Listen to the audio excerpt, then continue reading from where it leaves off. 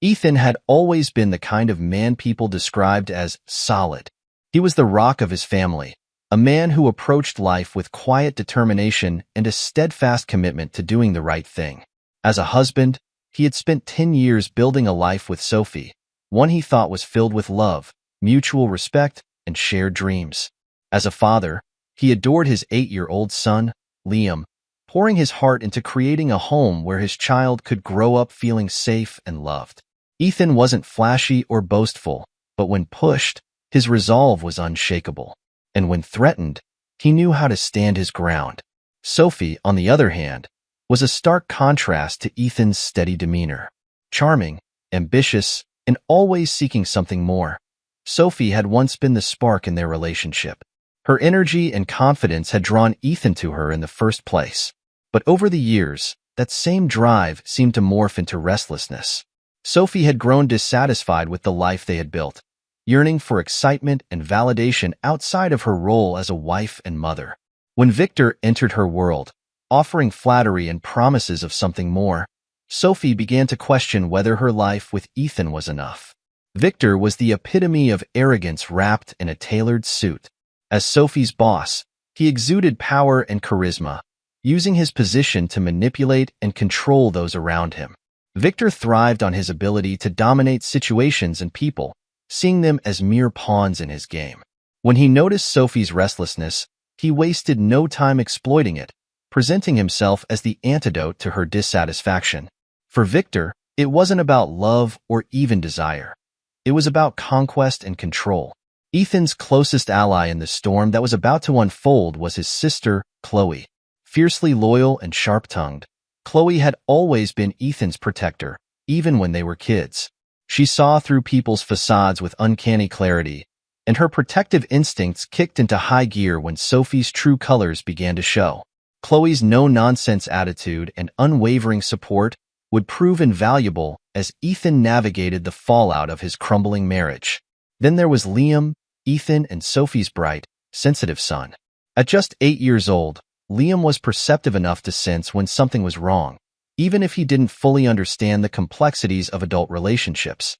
His well-being became Ethan's primary motivation, the reason he refused to let Sophie's betrayal derail their family entirely. Everything Ethan did, he did with Liam's future in mind. Max, Ethan's best friend since college, played the role of confidant and strategist. A lawyer with a sharp mind and an even sharper wit, Max had a knack for cutting through emotional turmoil to focus on solutions. When Ethan's world started to fall apart, Max stepped in with a steady hand, helping him navigate both the legal and emotional challenges that lay ahead. Finally, there was Detective Carter, a seasoned investigator with a reputation for uncovering the truth no matter how deeply it was buried. Though he wouldn't enter the picture until later, Carter's involvement would be crucial in exposing Victor's manipulative and predatory behavior, giving Ethan the tools he needed to fight back. Ethan's life had seemed stable, even happy, until Sophie's shocking ultimatum brought it crashing down. It was a quiet evening at home when she broached the topic, her tone casual but her words cutting like a knife. "We need to talk," Sophie had said, sitting across from Ethan at the dining table. The look on her face was one of forced confidence, a veneer of control masking the turmoil underneath. Ethan, oblivious to the storm brewing, set his coffee mug down and gave her his full attention. "What's on your mind?" he asked, his tone warm and curious.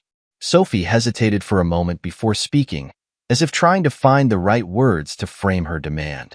"I think we need to try something new in our marriage. I've been doing some thinking, and I believe an open marriage could be the answer." The words hung in the air like a grenade waiting to detonate. Ethan blinked, his mind struggling to process what he just heard. "An open marriage," he repeated slowly, his voice laced with disbelief. "Yes," Sophie said, her tone growing firmer. "It's not that I don't love you, Ethan. I just feel like we've fallen into a routine, and I need something more. This could be good for us, for our relationship." Ethan's shock quickly turned to anger, but he held it in check, determined to remain calm. "And if I say no?" he asked, his voice dangerously even. Sophie bit her lip, glancing down at her hands before dropping the second bombshell. "Then, there's another option. My boss, Victor, he's interested in me.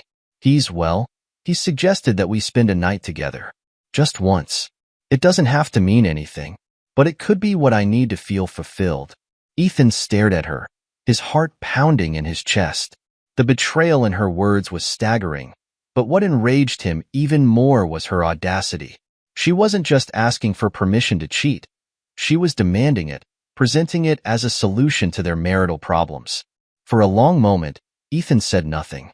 Then, with a calmness that belied the storm raging inside him, he leaned forward. "So those are my options?" he asked. "Open marriage, or you spend a night with your boss?" Sophie nodded hesitantly, clearly unsure of how he would respond. Ethan's lips curled into a cold smile, his voice steady and sharp as a blade.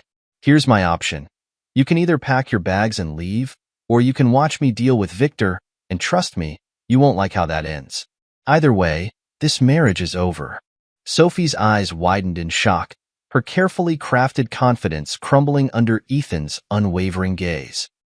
She had underestimated him, thinking he would either capitulate or fight for her affection. But Ethan wasn't interested in playing games. He was done. That night marked the beginning of the end for Ethan and Sophie's marriage. Ethan's mind raced as he sat in the quiet of their bedroom, contemplating the life they had built and how quickly it had unraveled. But amid the pain and anger, one thought stood out: Liam. His son deserved better than to grow up in a house filled with lies and betrayal. Ethan resolved to protect Liam at all costs. Divorce wasn't just about ending his marriage, it was about safeguarding his family's future. As he began to formulate a plan, he realized that this wasn't just a fight for his dignity, it was a fight for the life he and Liam deserved. The calm before the storm was over. The battle was about to begin. Ethan couldn't believe what he was hearing as Sophie sat across from him in their kitchen, repeating her demand with the audacity of someone who thought she held all the cards. Her words dripped with self-righteousness as she leaned back in her chair, arms crossed defensively. "I've given you 10 years of my life, Ethan," she said, her voice sharp. 10 years of putting everyone else first. I'm not saying I don't love you, but I need something more. Something exciting. Ethan's hands clenched into fists under the table. He worked tirelessly to provide for their family, sacrificing his own comfort and dreams to ensure that Sophie and Liam had everything they needed. And yet, here she was, painting herself as the victim of a routine life she had willingly built with him. "So, your solution is to cheat on me?" Ethan said, his voice calm but laced with fury. "To invite your boss into our marriage?" "It's not cheating if we agree on it," Sophie countered, her tone defensive. "And I wouldn't be doing this if I didn't think it could help us. Victor understands me, Ethan. He makes me feel seen." Ethan felt the words hit him like a slap. "Seen?" he repeated, his tone icy. "You want excitement? I'll give you excitement, starting with the divorce papers." Sophie's eyes widened in shock. "You're overreacting," she said, her voice faltering. "You're just saying that because you're angry. We can work through this." Ethan stood, his chair scraping loudly against the floor. "There's no working through this, Sophie. You made your choice the moment you entertained this idea. I'm done." He left the room, leaving Sophie to sit in stunned silence. For the first time, she realized she had underestimated Ethan. She had expected him to fight for her, to plead with her to stay, to meet Victor's challenge head-on. Instead, Ethan was walking away, and the power dynamic she had counted on was crumbling before her eyes. It didn't take long for Ethan to see Victor's fingerprints all over Sophie's behavior. The man had clearly been planting seeds of discontent in her mind for months, preying on her insecurities and amplifying her dissatisfaction. Victor wasn't just Sophie's boss. He was a manipulator, a predator who thrived on controlling others and bending them to his will. Sophie, for all her faults, had been lured in by Victor's promises. He had dangled promotions, financial independence, and a glamorous lifestyle in front of her, making her believe that Ethan's steady, dependable love was holding her back. Victor's charm masked his true nature, but Ethan saw through it immediately. Ethan's suspicions were confirmed when Victor contacted him directly. It started with a smug email, casually dismissing Ethan's anger and asserting his own superiority. "Ethan, I understand this must be difficult for you, but Sophie deserves more than you can offer. You should step aside gracefully and let her find the happiness she deserves. Fighting this will only make it harder for everyone involved. Asterisk. The email infuriated Ethan, but he refused to take the bait. Instead, he began planning his next move. If Victor thought he could taunt Ethan into submission, he was sorely mistaken. Victor escalated his tactics, even calling Ethan to gloat. "You're a good guy, Ethan," Victor said, his voice dripping with condescension. "But let's face it, you're not what Sophie needs. She needs someone who can match her ambition, her passion. Why don't you make this easy on yourself and step aside?" Ethan's response was calm and measured, but his words carried the weight of a promise. "You're a predator, Victor. You've manipulated my wife into believing your lies, but this isn't over. You'll regret ever stepping into my life." Victor laughed dismissively, but Ethan's resolve only hardened. This wasn't just about Sophie's betrayal anymore. It was about exposing Victor for the manipulative fraud he was. Ethan knew he couldn't face this battle alone. He turned to Max, his best friend and confidant, who had always been a voice of reason in Ethan's life. Over a beer at Max's house, Ethan laid everything out: the ultimatum, Sophie's affair, and Victor's attempts to assert dominance. Max listened intently, his jaw tightening as Ethan recounted the details. "That guy sounds like a great piece of work," Max said, shaking his head. "But he's not invincible. We'll figure out a way to handle this." Max immediately began helping Ethan strategize. As a lawyer, he knew the importance of building a strong case for custody and asset protection. "Start documenting everything," Max advised. "Text messages, emails, anything that shows Sophie's behavior and Victor's involvement. The more evidence you have, the better your chances of coming out of this clean." Ethan took Max's advice to heart. He started keeping meticulous records, saving every email and screenshot, every text message that hinted at Sophie and Victor's relationship. He also began keeping a journal, noting Sophie's erratic behavior and her neglectful attitude toward Liam. Chloe, Ethan's sister, was equally supportive. When Ethan told her what had happened, she was furious. "She doesn't get to screw up your life and hurt Liam in the process," Chloe said. "Whatever you need, I'm here." Chloe stepped in to help with Liam, ensuring that he felt loved and secure despite the turmoil at home. She took him to school, helped with homework, and created a sense of stability that Ethan was deeply grateful for. Ethan knew that divorce was inevitable, but his primary concern was protecting Liam. He couldn't allow Sophie's betrayal to disrupt their son's life any more than it already had. With Max's guidance, Ethan began laying the groundwork for a custody battle. He hired a top-tier divorce attorney, someone Max had recommended, and shared all the evidence he had gathered. The attorney assured Ethan that he had a strong case, particularly given Sophie's infidelity and Victor's toxic influence. At home, Ethan continued to play the long game. He didn't confront Sophie outright, choosing instead to let her dig her own grave. She continued to spend time with Victor, oblivious to the fact that Ethan was documenting every move. Ethan's patience wasn't born out of passivity. It was a calculated decision to ensure that when the time came, he would have the upper hand. As the days passed, Sophie began to sense that something had shifted. Ethan's calm demeanor unnerved her, and she couldn't shake the feeling that he was planning something. She tried to provoke him, to elicit a reaction that would validate her belief that he was the problem. But Ethan didn't take the bait. Instead, he focused on Liam, pouring all his energy into being the best father he could be. His love for his son became his anchor, grounding him even as the storm continued to rage around him. The stage was set for the battle to come. Ethan was ready to fight for his son, his dignity, and his future. And he wouldn't rest until Victor and Sophie faced the full consequences of their actions. The fallout was only beginning. Ethan knew there was more to Victor than the arrogant, smooth-talking facade he presented to the world. Victor's manipulation of Sophie wasn't an isolated incident. It was a calculated move by a man who thrived on power and control. With Max's help, Ethan began to dig deeper into Victor's past, uncovering a disturbing pattern of behavior that painted a far darker picture. Max, ever the strategist, started by pulling public records and digging through social media.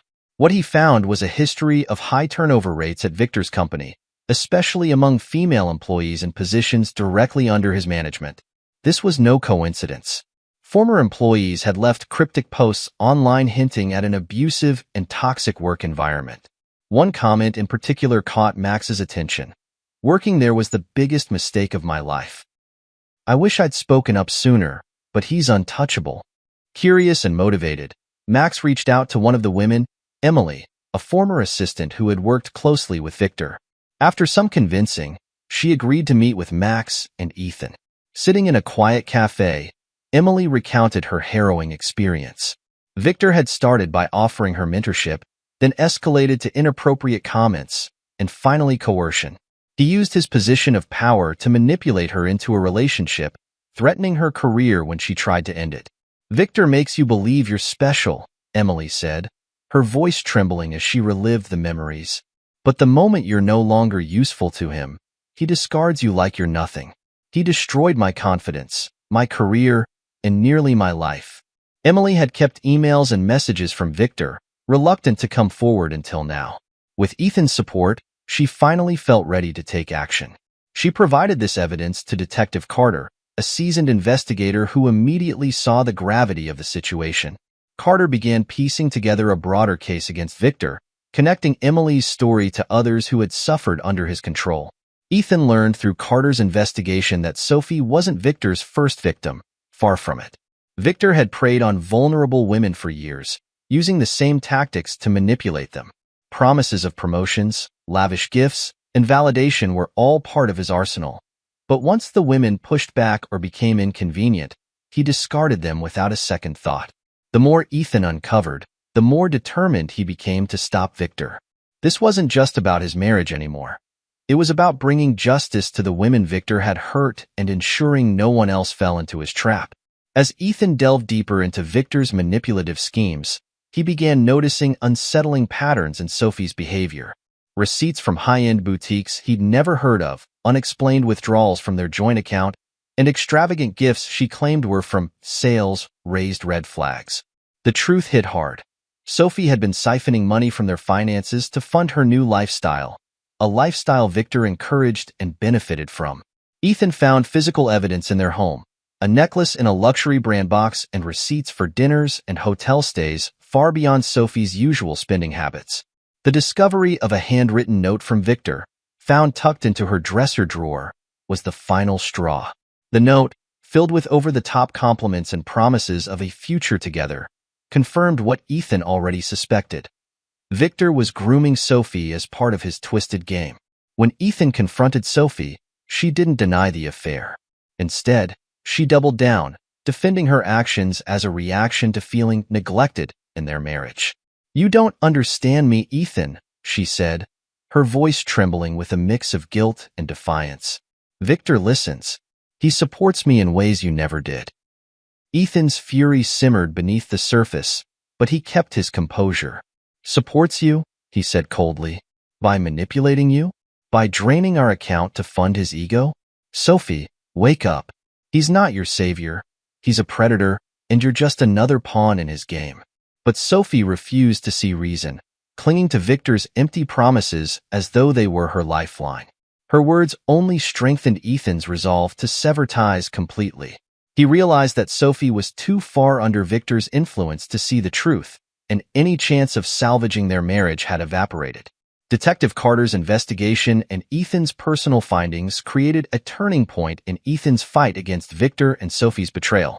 Carter's case against Victor gained traction as more victims came forward, emboldened by Emily's bravery. Each testimony revealed the extent of Victor's predatory behavior and painted a damning picture of the man who had upended Ethan's life. At the same time, Ethan began building his own case against Sophie. He compiled evidence of her financial mismanagement, infidelity, and neglectful behavior toward Liam.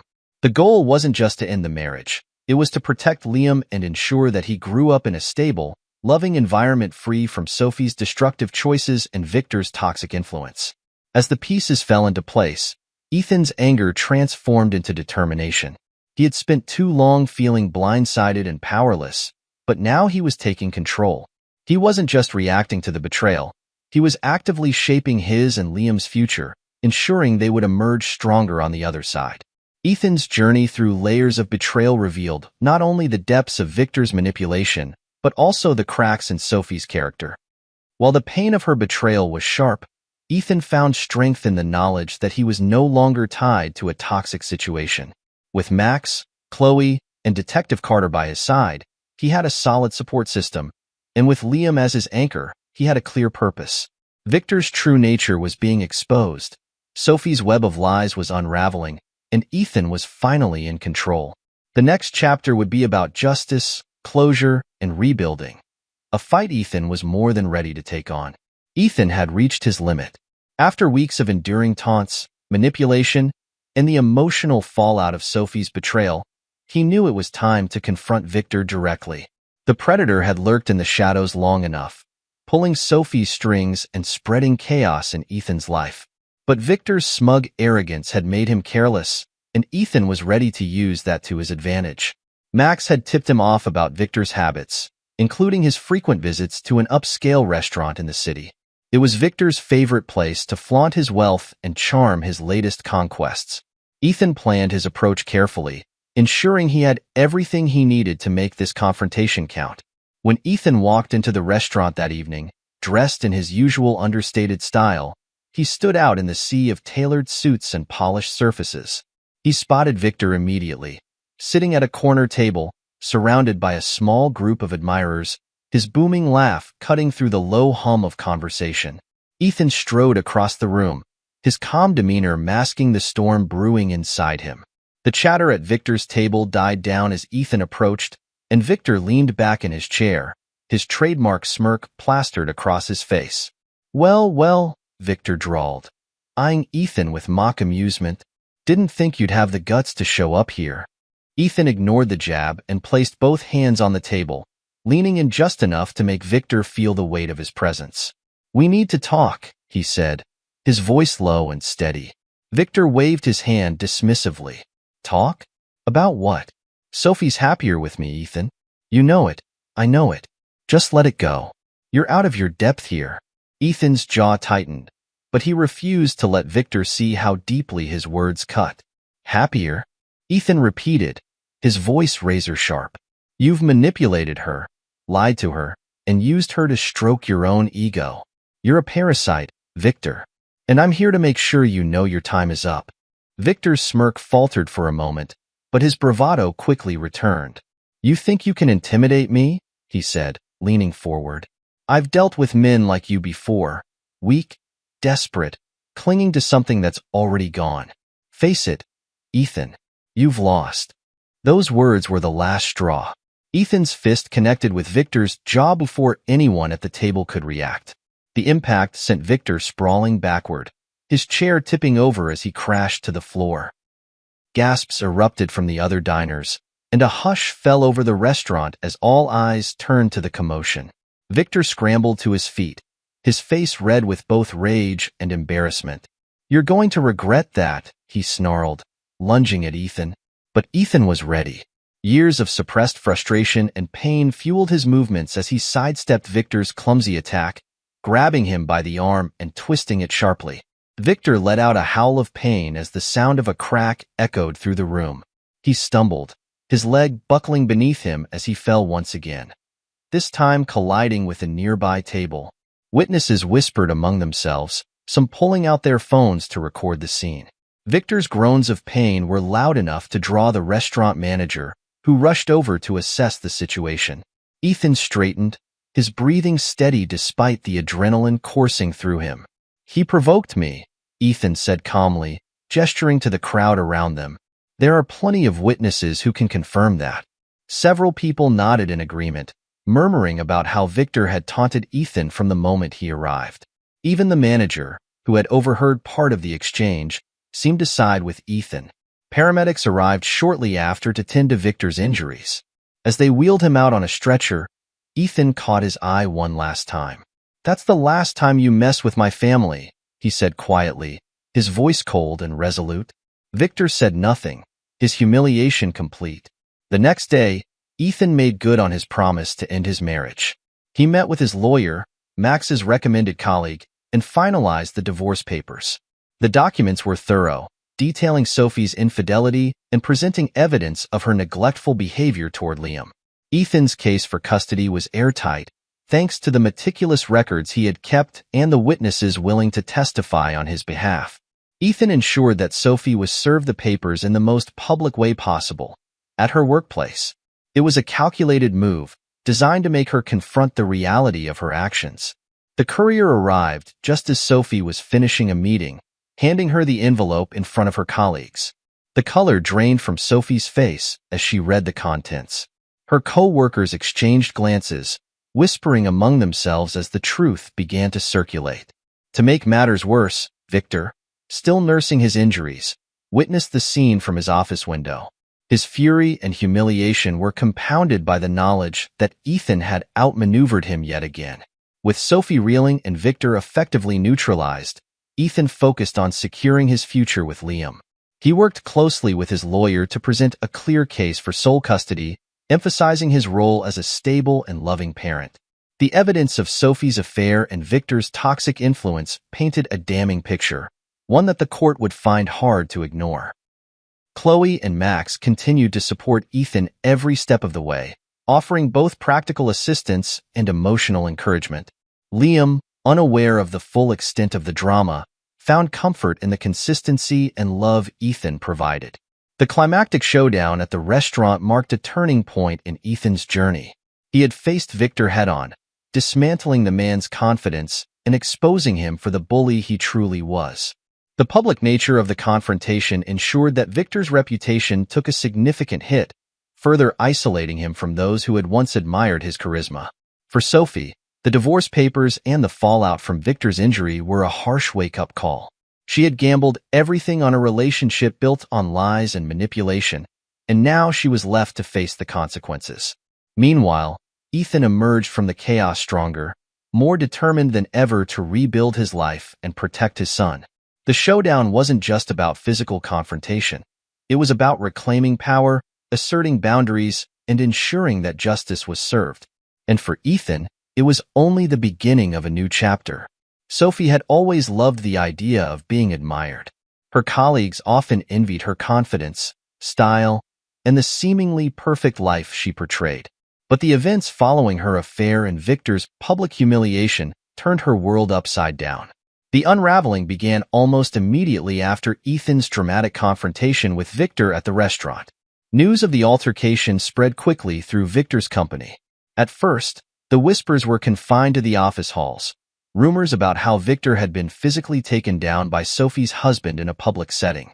But as the details emerged, including Victor's inappropriate relationship with Sophie and his long history of workplace misconduct, the scandal exploded. Employees who had previously stayed silent about Victor's manipulative behavior began coming forward, emboldened by the public nature of his downfall.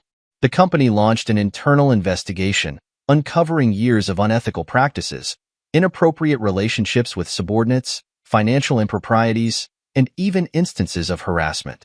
Victor's once pristine image as a charismatic and powerful leader crumbled under the weight of the evidence. He was placed on immediate suspension while the investigation concluded, and eventually, he was terminated.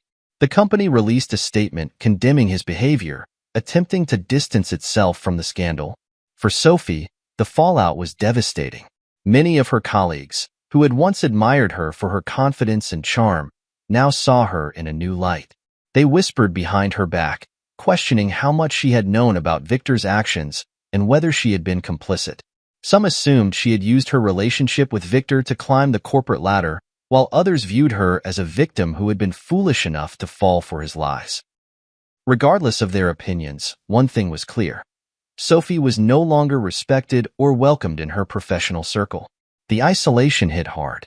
Sophie found herself excluded from meetings, overlooked for projects, and avoided in the break room.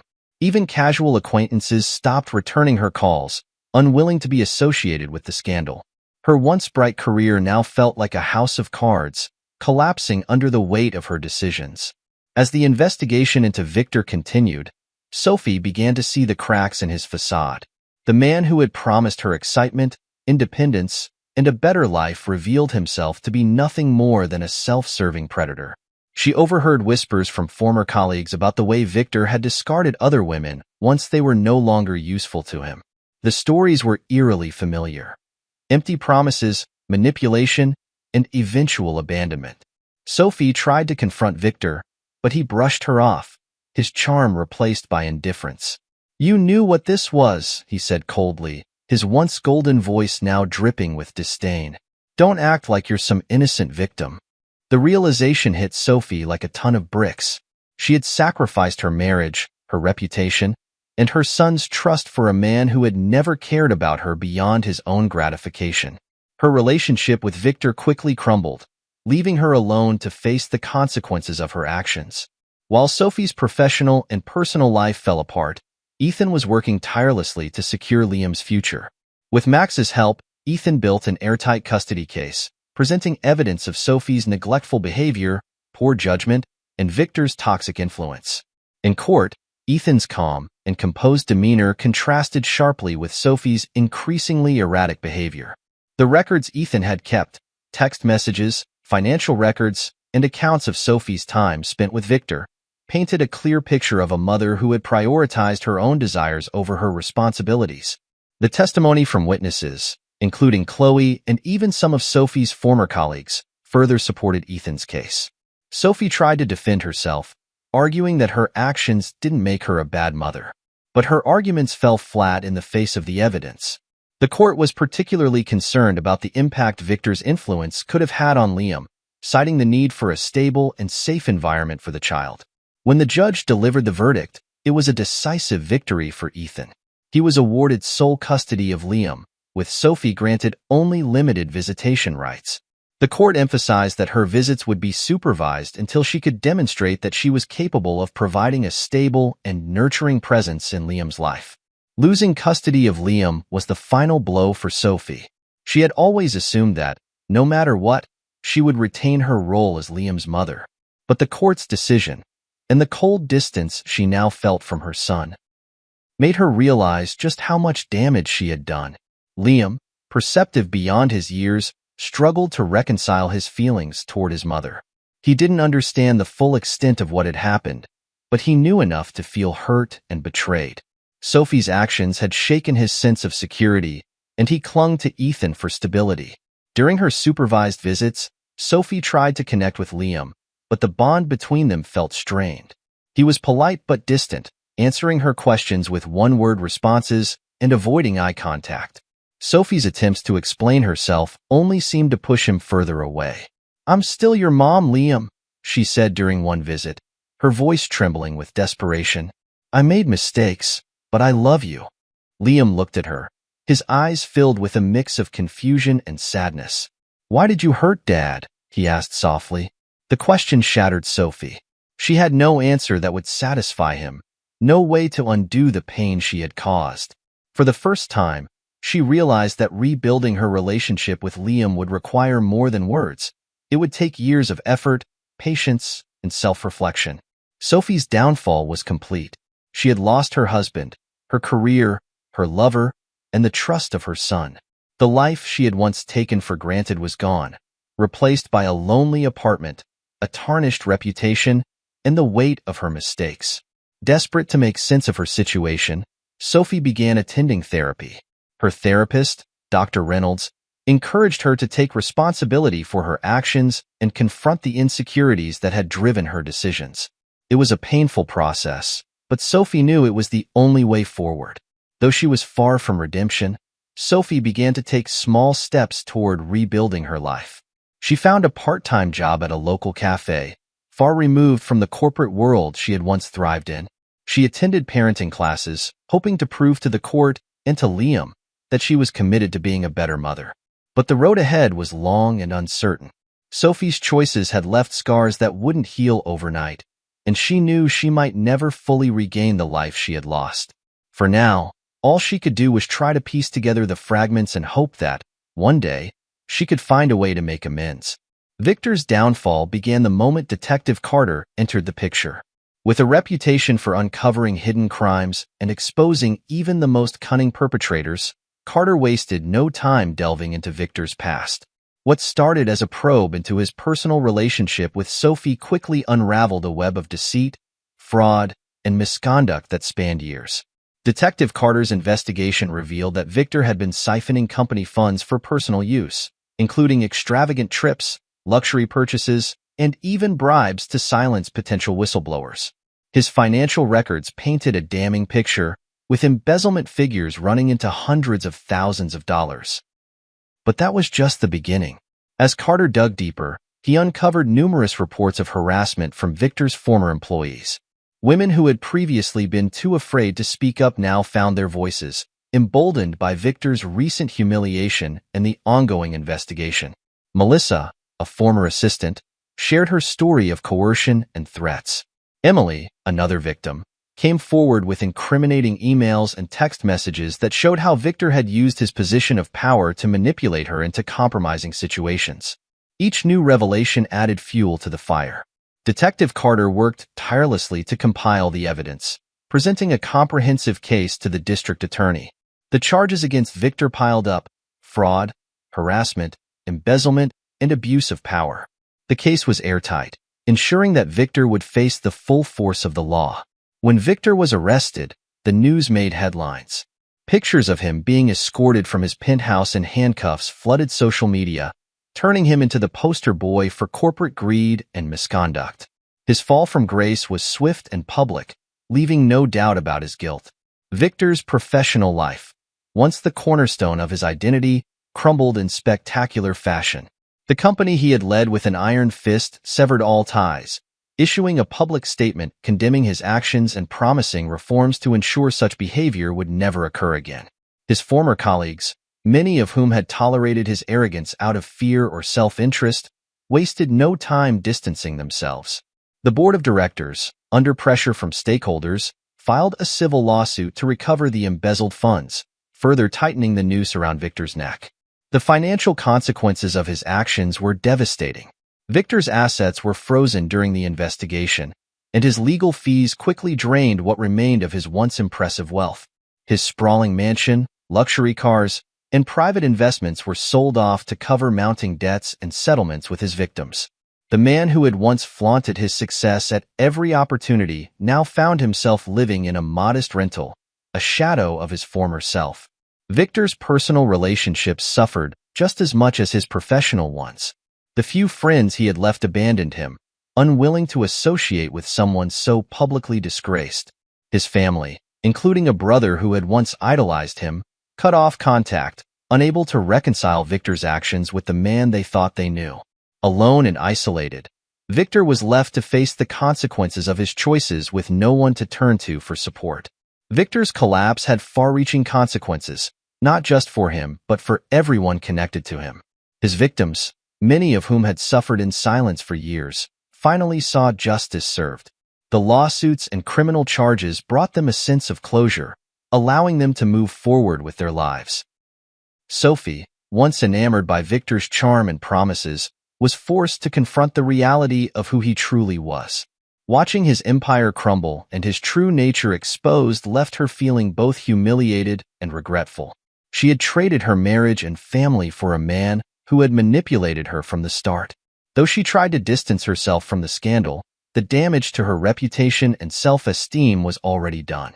For Ethan, Victor's downfall was a vindication. The man who had tried to undermine his family and his integrity had been exposed for the fraud he was. While Ethan took no joy in Victor's suffering, he felt a sense of justice knowing that Victor would never have the power to hurt anyone else again. The culmination of Victor's collapse came during his sentencing. The courtroom was packed with reporters, former employees, and victims eager to see him held accountable. As the judge listed Victor's crimes and delivered a harsh sentence of 15 years in prison, the room buzzed with a mix of relief and satisfaction. Victor sat silently, his once proud demeanor replaced by a hollow, defeated expression. Detective Carter, who had been instrumental in bringing Victor to justice, later remarked, "He thought he was untouchable, but no one is above the law. People like Victor thrive on fear and manipulation, but when you shine a light on their actions, they fall apart." Victor's prison sentence marked the end of his reign of manipulation and greed.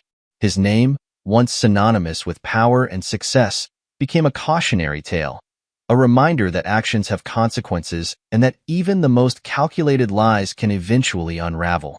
Alone in his cell, Victor had nothing left but time to reflect on the choices that had led to his ruin. But for the people he had hurt, life moved on, free from his shadow. Victor's collapse wasn't just a personal failure. It was a victory for those who had suffered under his control.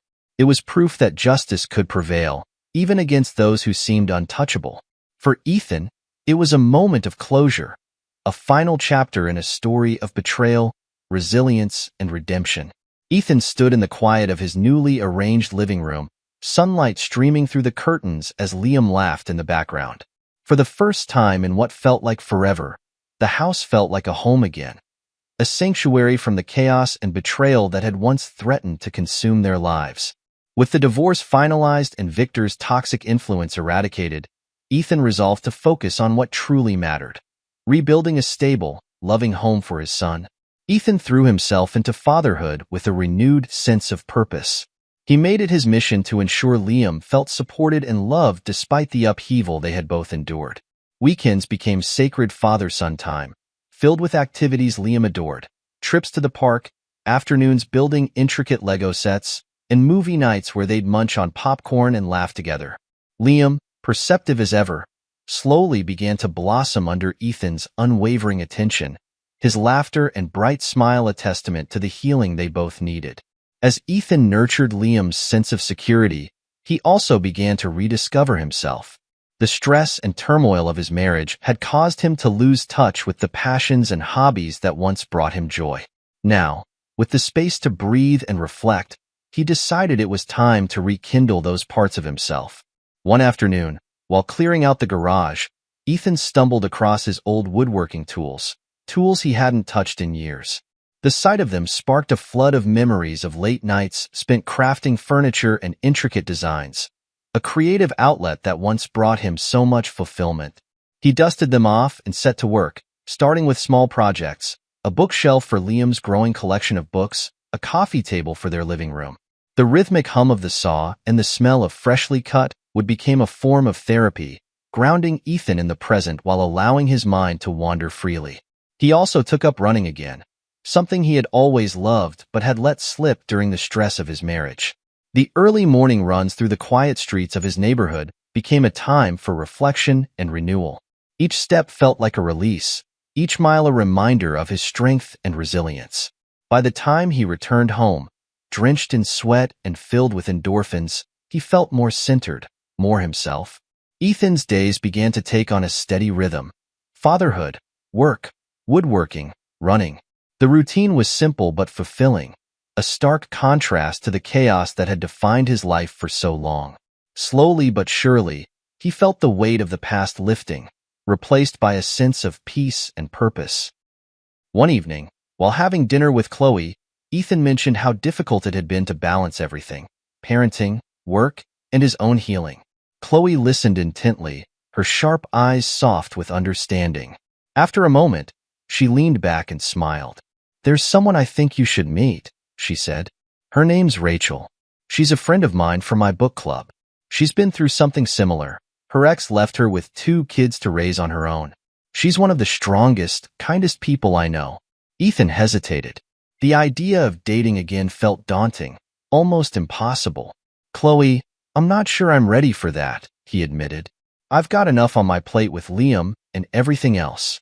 Chloe reached across the table and squeezed his hand. "I'm not saying you have to jump into anything, Ethan. Just meet her. She's not looking for anything serious either, just someone to talk to.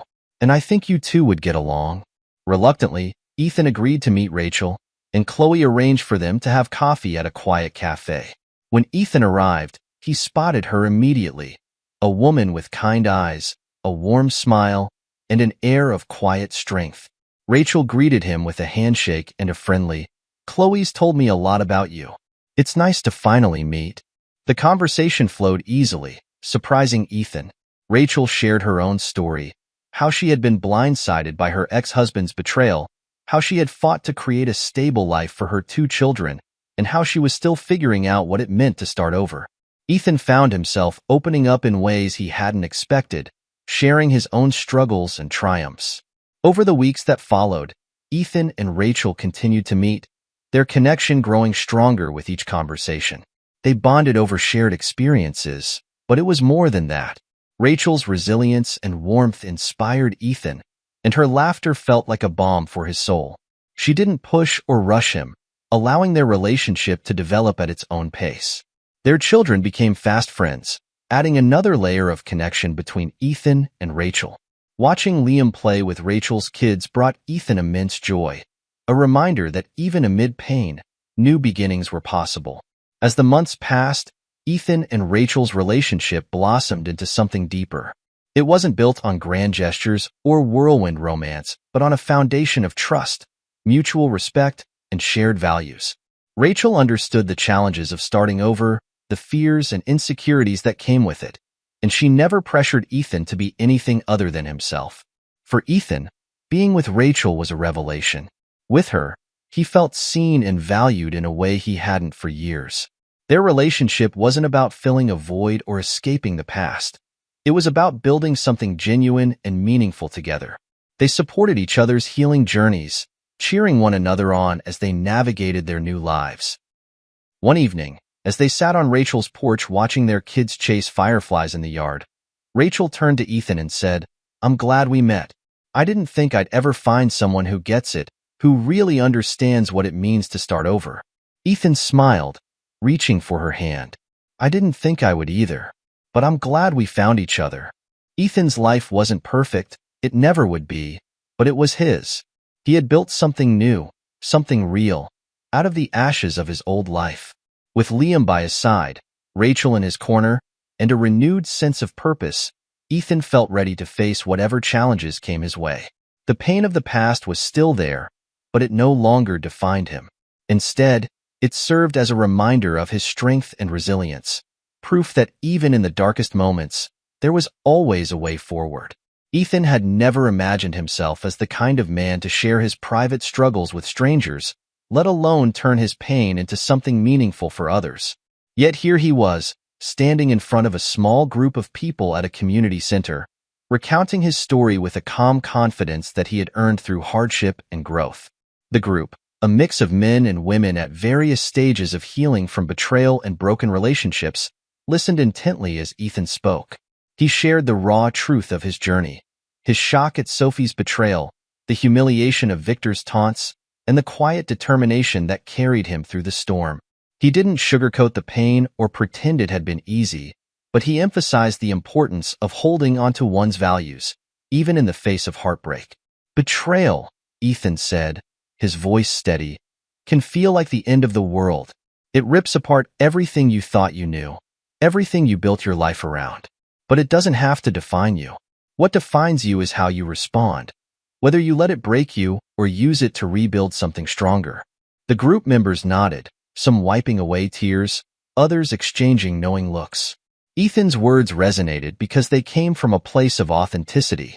He wasn't there to preach or offer empty platitudes. He was there to show them that healing was possible, that they weren't alone in their struggles. Ethan also began writing about his journey. Late at night, after Liam had gone to bed, he would sit at his desk and let the words flow. He wrote about the lessons he had learned, the mistakes he had made, and the small victories that kept him moving forward.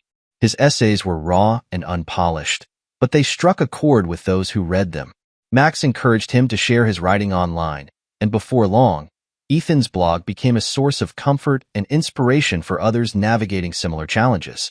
Through these outlets, Ethan found a sense of purpose he hadn't expected. By sharing his story, he was able to turn his pain into something constructive, something that helped others find their own strength. And in doing so, he found closure. Not because he had forgotten what happened, but because he had made peace with it. Life had settled into a new normal for Ethan and Liam. Their modest but cozy home was filled with warmth and laughter, a stark contrast to the tension and uncertainty that had once clouded their lives. Ethan had made it his mission to create a space where Liam felt safe, loved, and free to be himself. One evening, after dinner, Ethan and Liam sat on the living room floor, surrounded by Lego pieces as they worked together to build a spaceship. Liam's face lit up with excitement as he explained his vision for the design, his hands moving quickly to piece it together. "Dad, do you think we'll finish it tonight?" Liam asked, his eyes wide with anticipation. Ethan chuckled. "At this rate, we might have to launch it tomorrow morning. But that's okay. We've got all the time in the world." Their laughter filled the room, mingling with the soft hum of music playing in the background. For Ethan, this moment was a reminder of everything he had fought for. Liam's happiness, their bond, and the life they were building together. When bedtime rolled around, Ethan tucked Liam in, listening as his son recounted the highlights of his day. Liam's questions about the past had grown less frequent, his focus shifting to the bright future ahead of them. It was a sign of healing, and it filled Ethan with quiet pride. As the house grew still, Ethan stepped out onto the porch, gazing up at the stars. The night was cool and peaceful, a stark contrast to the turmoil he had once endured. He thought about how far he had come, not just in rebuilding his life, but in rediscovering himself. The man who had once felt lost and broken now stood strong, grounded by the lessons he had learned and the people who had supported him along the way. Ethan returned inside, closing the door behind him. As he locked it, he felt a symbolic weight lift from his shoulders. The past was behind him now, locked away with the pain and betrayal that had once consumed him. Ahead lay a future defined not by what he had lost, but by what he had gained: resilience, peace, and the unshakable bond with his son. The final shot was of Ethan standing in the quiet of his home, a small smile on his face as he looked toward the future. He had faced the storm, weathered its fury, and emerged stronger for it. And as he turned off the lights and headed to bed, he carried with him the quiet certainty that brighter days were still to come. The sound of the garage door groaned open and echoed through the stillness of the house like a warning bell. I stepped inside and inhaled that familiar scent: cedar, dust, and a faint trace of lavender from the diffuser Delilah insisted on placing in the foyer. Everything looked the same, yet felt off, like someone had walked through the rooms while I was away and realigned things just enough to disturb the energy. Our framed wedding photos still sat on the mantel. Her smile in that picture used to calm me. Lately, it felt like a stranger looking back. Delilah and I met at a design expo in Seattle. She was bold, confident, wore red lipstick like armor, and smiled with her entire face. For years, I thought I'd won the emotional lottery. We shared wine on rooftops, made midnight pancake runs, and even worked on a couple of design projects together before she shifted careers. When she joined a high-end branding firm 3 years ago, I cheered her on. We celebrated her first solo client with champagne in the tub. Now she doesn't answer my calls until midnight and comes home smelling like someone else's cologne masked beneath hotel soap. She claimed it was work, managing late-night accounts. I didn't press at first. I respected her grind. But as weeks turned into months, the lies grew louder in the quiet. I noticed the signs, subtle at first. Her phone always face down. Laughter behind bathroom doors. She stopped looking me in the eye when I asked about her day. And when she smiled, it wasn't the kind that reached her eyes. It was the kind you give a stranger on a plane, the obligatory, polite flicker that meant nothing. I tried to chalk it up to stress, work fatigue, maybe even seasonal depression. Portland winters could gnaw at the bones of even the strongest relationships. But this wasn't seasonal. This was something else. Something colder. Something calculated. One night, about 2 weeks ago, I woke up to find her missing from the bed. It was 2:14 a.m. I remember the exact time because I sat there staring at the red digits, feeling like they were counting down to something. I padded through the house barefoot, the hardwood floors cold against my soles. I found her in the kitchen, whispering into her phone. The second she saw me, she ended the call, said she couldn't sleep, and was ordering tea. But there was no kettle, no mug. Just her hand shaking slightly as she placed the phone down, screen still dark side up. "Everything okay?" I asked. She nodded too quickly, brushing past me like I was a breeze instead of a man she used to wrap herself around like a blanket. That's when I knew. I didn't have proof, not yet, but the truth was already building inside me like a structure I couldn't undesign. My career was built on precision, on sensing tension in lines, weight in beams, strain in steel. I built towers meant to withstand wind, time, and tremors. And I could feel the tremors now. In every room, in every glance she refused to give me, and every night she stayed out, working. A few days later, I checked our shared bank statements. There were charges I couldn't explain, hotel lounges, high-end restaurants she never mentioned, rideshare pickups from addresses I didn't recognize. And then there were gaps. Long stretches of time where her phone would ring once, then go straight to voicemail. She always had an excuse. Bad reception. Client meetings. I forgot to charge it. But her battery was never low when she texted me pictures of her salads and office views. I'm not a paranoid man. If anything, I've been guilty of giving too much benefit of the doubt. But even patience has a breaking point. And I'd reached mine. I started documenting. Quietly. Thoroughly. Like an architect measuring the cracks before a collapse. The final straw was the photo I found on her iPad. She hadn't logged out of her iCloud, and one evening while looking up a blueprint from an old project, I saw it, a selfie of Delilah in a dimly lit room, bed behind her, her lips parted just slightly in a way I hadn't seen in months. I zoomed in and saw a shadow, half a man's face beside her, sleeping or pretending to be. She had labeled the album Past Due. I sat there for a full hour, staring at that photo. Not angry, not broken, just still, like a man surveying the aftermath of an earthquake. I hadn't lost everything, not yet. But the damage was real, and it was spreading. So I did what I've always done when structures threatened to fall. I prepared. I mapped every crack, traced every fault line. And I promised myself this. If she thought she could take me down quietly, she was about to learn the difference between silence and strength. This wasn't the storm. Not yet. This was the quiet before it. I sat in the garage that night, the cold air pressing through the seams of the door, surrounding me like truth I could no longer ignore. The photo on Delilah's iPad wouldn't leave my mind. Her body curved toward that shadow of a man like she was resting in a place that had once belonged to me. The caption, Past Due, it wasn't just a clever label. It was an announcement. An expiration notice on a marriage I thought still had breath. So, I did what I never imagined I'd do. I crossed the line between trust and confirmation. I tapped her phone. It wasn't out of vengeance. Not yet. It was survival. The kind of move a man makes when everything around him starts cracking and he's got two options, either reinforce the beams or let the whole damn thing cave in. I knew someone who could help, a former client turned cybersecurity consultant. Quiet guy. Owed me a favor. I asked him for a discreet app, one that would mirror Delilah's messages, calls, even her location, without her ever knowing. He sent me a link, instructions, and a warning. Once you open that door, he said, you can't unsee what's behind it. He was right. The messages rolled in faster than I could read them. Hundreds of them. Thousands, actually, if you scrolled far enough. Her phone was a diary with no lock, just confession after confession bleeding through emojis and late-night timing. At first, it was just names. Trey. T. Then full signatures. Trey Montgomery. That name made me pause. I remembered him from an old photo album Delilah once pulled out during our first year together. Her high school ex. The football star turned startup dropout. She said he broke her heart. Said he made her feel disposable. Apparently, history has a strange sense of humor. Their conversations were a digital affair built on nostalgia and heat. Flirtation dripped from every line like sweat off a cheap motel mattress. There were old photos exchanged, jokes about teachers they hated, confessions about how they'd always still think of each other. And then it got worse. Much worse. I can't wait to wake up beside you again. This time, we do it right. Once the house is sold, we're set. Start fresh. New city. New name. Just us. I froze. The house? Sold? That line repeated in my head like a malfunctioning loop. My house. The one I built from the ground up. I chose the flooring. I installed every ceiling beam. Hell, I planted the tree in the front yard the week we moved in. And she was planning to sell it, without me, while sleeping with a man who used to leave love notes in her locker.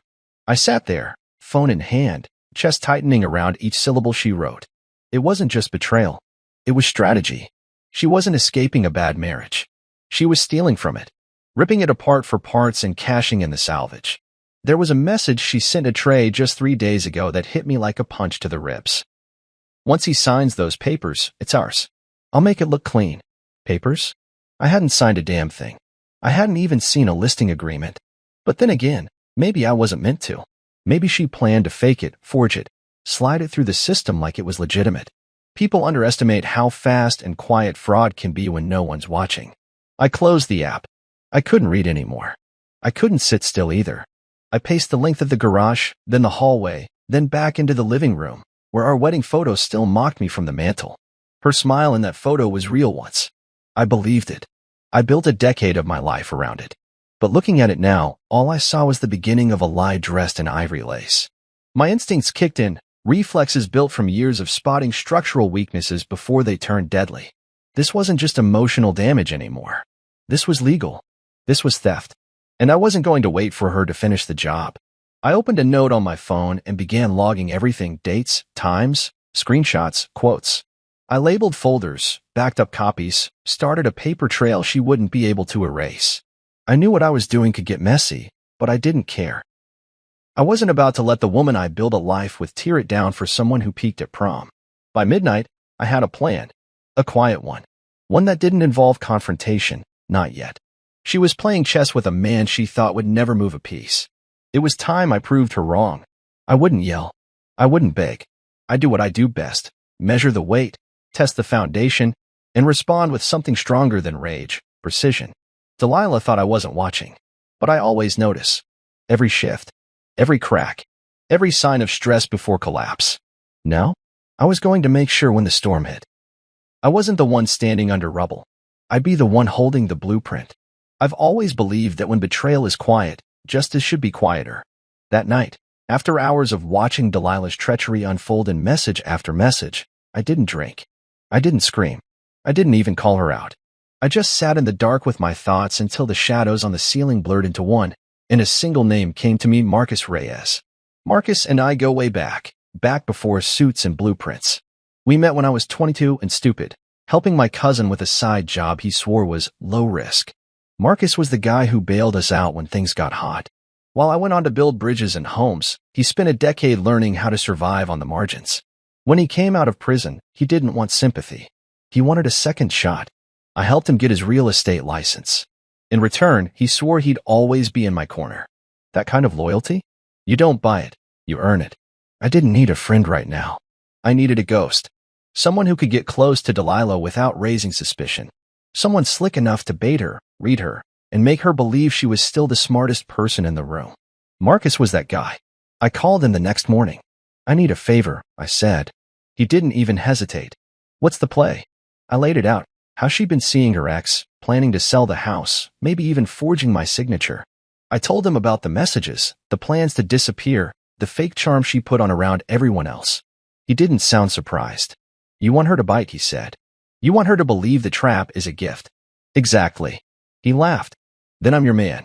2 days later, Marcus walked into the bar at the Riverford Hotel, where I knew from her messages she liked to meet clients. He looked every bit the part: pressed slacks, watch with a heavy face, that quiet air of money that doesn't need to prove itself.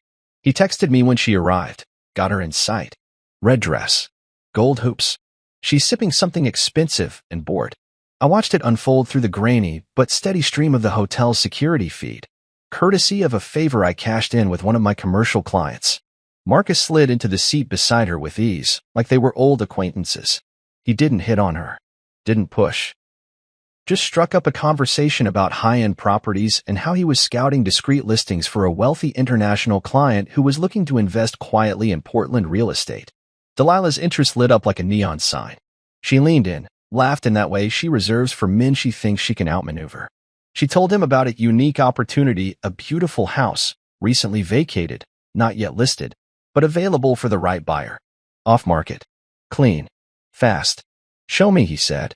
She didn't even blink. She pulled out her phone and scrolled through photos she'd taken of our home. Wide shots of the backyard, the kitchen island, even the master bath with the lights dimmed just right. She'd staged it, probably while I was on my last business trip. My throat tightened. The intimacy of that betrayal wasn't in the photos. It was in the effort. The planning. Marcus nodded along, eyes scanning the screen like a shark circling prey. My client could offer $2 million, he said casually. Cash. But they'd want discretion. Delilah's eyes practically danced. Discretion, she said, is my specialty. I had to pause the video at that. For a moment, I didn't feel rage. I felt awe, like watching someone do a high wire act over a canyon without a harness. She was good. Too good. And if I hadn't known the truth, I might have believed her too. That night, Marcus called me. She's in, he said. Wants to move quick. Said she'll send documents through email. Told me to keep the husband out of it. My stomach turned. She's not scared. He snorted. Nope. She thinks she's got it under control. Thinks she's outsmarting everyone. Told me her sister can notarize everything, said it'd be seamless. Simone, I muttered. Of course. Simone had always been the family screw-up turned sketchy entrepreneur. She was the kind of person who knew how to bend the law just short of breaking it, unless someone pushed. Apparently, Delilah pushed. We ended the call with a plan. Marcus would play along, set up a fake transaction, and deliver a phony cashier's check. Meanwhile, I'd loop in my lawyer and a detective friend. No confrontation. No warning shots. Just silence and strategy. Delilah didn't know she was walking into a performance designed specifically for her. She didn't know every smile Marcus gave was rehearsed, every nod part of a script. She thought she was the puppet master. She had no idea she'd already stepped onto my stage. The shadows I used to fear weren't hiding anything anymore. They were working for me now. And the woman I once promised forever to? She was about to find out what it felt like to be outdesigned by the man she tried to steal from. The email came 2 days later. No subject line. Just an attachment and a one-line message from Delilah. Tell your client it's ready. I clicked it open with hands steadier than they should have been. A PDF document unfolded on my screen. The deed to her home, fully signed, dated, and notarized. My name scrawled beside hers in that confident, looping cursive I'd used for years. Only. I hadn't signed a thing. I stared at it for a long time, longer than I needed to. Not because I was shocked. I'd been expecting it, but because the detail was so disturbingly exact. She'd copied everything. The subtle tilde in my G, the broken loop in the H of hold. If I hadn't known better, I might have believed it was mine. But I knew my own hand. And I knew who'd forged it. Simone. Her sister had always been the black sheep of their pristine family, cast out not for rebellion, but for being too bold, too unapologetically crooked. She ran a design consulting business that was nothing more than a front for digital forgery and shady paperwork. I'd warned Delilah once about keeping Simone involved in our lives. She laughed and said Simone just needed structure. Yeah, the irony wasn't lost on me. I forwarded the document to Heather Wynn, my attorney. We'd gone to college together. She graduated top of our class and had a fire for justice I'd always admired. I didn't need someone emotional on this case. I needed someone surgical. Heather replied 5 minutes later, "This is airtight fraud. We've got her." Next, I reached out to Jalen Cruz, my contact at the Portland Police Department. We weren't close, but years ago I'd helped design the expansion to his precinct's training facility, and he remembered me well. "I'll open the file personally," he promised. "We'll treat this as a case of felony forgery and attempted real estate fraud. Keep feeding me everything." So I did. Every document, every message, every screenshot from Delilah's phone app. I built a case folder that could sink a small empire. Meanwhile, Marcus played his part like a seasoned actor. He arranged a meet-up with Delilah to close the deal. Neutral ground, neutral tone. She picked a hotel bar again. Said she liked the ambience. Said she didn't want paper trails. She showed up in heels, red lipstick, and sunglasses, like some movie star pulling off a getaway scene. Marcus had already wired himself with a hidden cam on his lapel, feeding live footage to me and Heather. I watched from a tablet in my car, parked across the street, heart thudding with that strange mix of rage and fascination. Delilah handed him the packet, signed closing documents, notarized forms, tax records with my forged signature on all of them. "It's clean," she said with a wink. Simone triple-checked everything. "Just need the check." Marcus reached into his briefcase and pulled out a white envelope. "Certified funds," he said smoothly. $2 million flat. From an overseas account. No questions asked. She took the envelope with the same care a priest might handle communion. Peeked inside. Smiled. "Pleasure doing business," she said.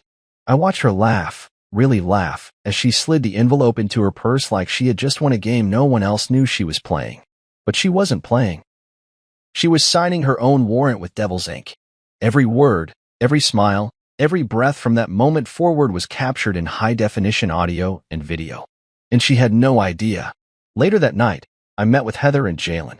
We sat around a conference table, going over the footage. Jalen was impressed, almost disturbed, by how thorough it was. "She's not just complicit," he said. "She orchestrated this. Simone, too. That's conspiracy, forgery, attempted grand theft. You've got a slam dunk." I should have felt vindicated, maybe even proud. But I didn't. I just felt Hollow? Like standing in the ruins of a house I designed, knowing exactly how it fell and why, but still mourning the effort it took to build it. Heather leaned forward, tapping the paused video of Delilah's smiling face. Are you ready for this to get public? I nodded. She made this a performance. I'm just pulling back the curtain. Jalen added, we'll serve the warrants soon. Both of them. Simultaneous pickup. And Griffin? We'll need you to stay out of sight for now. Let them believe they're in the clear a little longer. I agreed. I could be patient. I'd waited this long. What's another few days?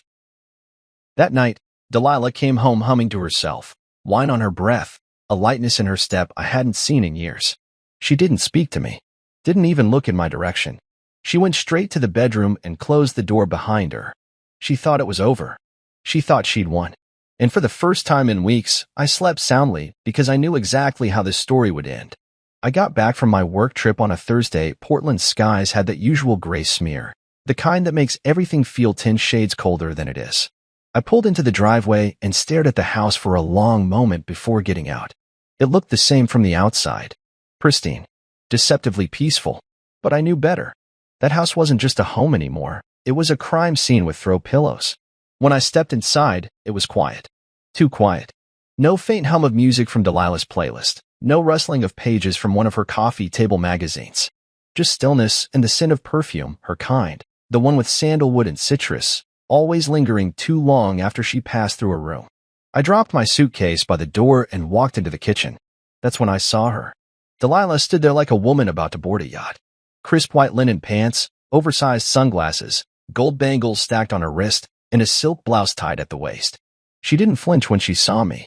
No startled smile. No fake warmth. Just a smirk tugging at the edge of her mouth like she'd been waiting for this moment. Without a word, she reached into her purse and pulled out an envelope. Tossed it on the counter like it was junk mail. It landed next to the coffee machine with a dull thud. Divorce papers, she said, that smirk sharpening into something crueler. You can sign them now or later. Doesn't matter. I already sold the house. You should thank me, really. It's a clean break. No debt. No mess. You're free to go start from scratch, Griffin. I didn't say anything. Just looked at the envelope. The audacity of it. The arrogance. She mistook my silence for defeat. I'm starting a new life without you, she continued, walking around the island and heading toward the front door like she had somewhere much better to be. Trey's flying in next week. We're headed to Sedona to scout property. You wouldn't believe how cheap real estate is down there. It's actually inspiring. Anyway, good luck. I stared at her for 3 full seconds. And then, I laughed. Not a chuckle. Not a dry huff. A full, honest, from-the-gut laugh that bent me over the counter and forced me to grip the fridge for support. It started as a low rumble and then grew into something uncontrollable, something primal. Like every lie she'd told, every shady move, every smug little moment she thought she'd gotten away with was now a joke written just for me. She stopped in her tracks. What the hell is so funny? I wiped my eyes and stood up straight, still chuckling. You, I said, voice shaking from the release. You really think you're walking out of here with the upper hand? She blinked. The smirk faltered. You sold the house? I asked, pretending to catch my breath. You forged my signature. You got your disgraced sister to notarize fake documents. You handed over that mess of a file to someone you met at a bar, someone you didn't even vet, and you really think you're walking away clean. Her mouth opened, then closed. Here's the part one, love, I continued, stepping closer, the laugh gone now, voice calm and razor sharp. You thought I wouldn't notice. You thought I was so wrapped up in work or whatever fantasy you spun that I wouldn't see you setting the whole thing on fire. Delilah's eyes narrowed. I don't know what you're talking about. Don't, I said, cutting her off with a raised finger. Don't insult both of us with that weak play. You sold the house, huh? Funny. Because the man you sold it to? Marcus Reyes. My best friend. My best man, actually, if you cared to remember. She went pale.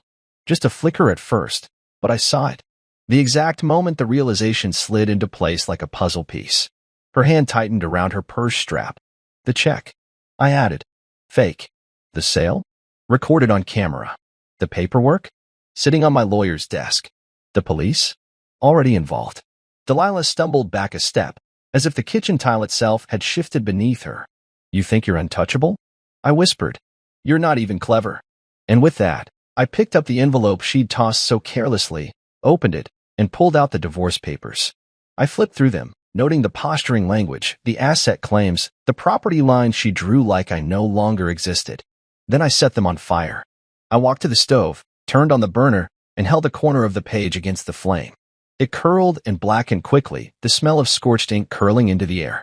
Delilah screamed, lunged, but I dropped the burning sheets into the sink and watched them smolder. "You want a divorce?" I said, meeting her eyes as smoke danced between us. "You'll get one, but not on your terms." And for the first time since this whole mess began, I saw something real flicker behind her polished exterior: fear. She didn't speak after the fire.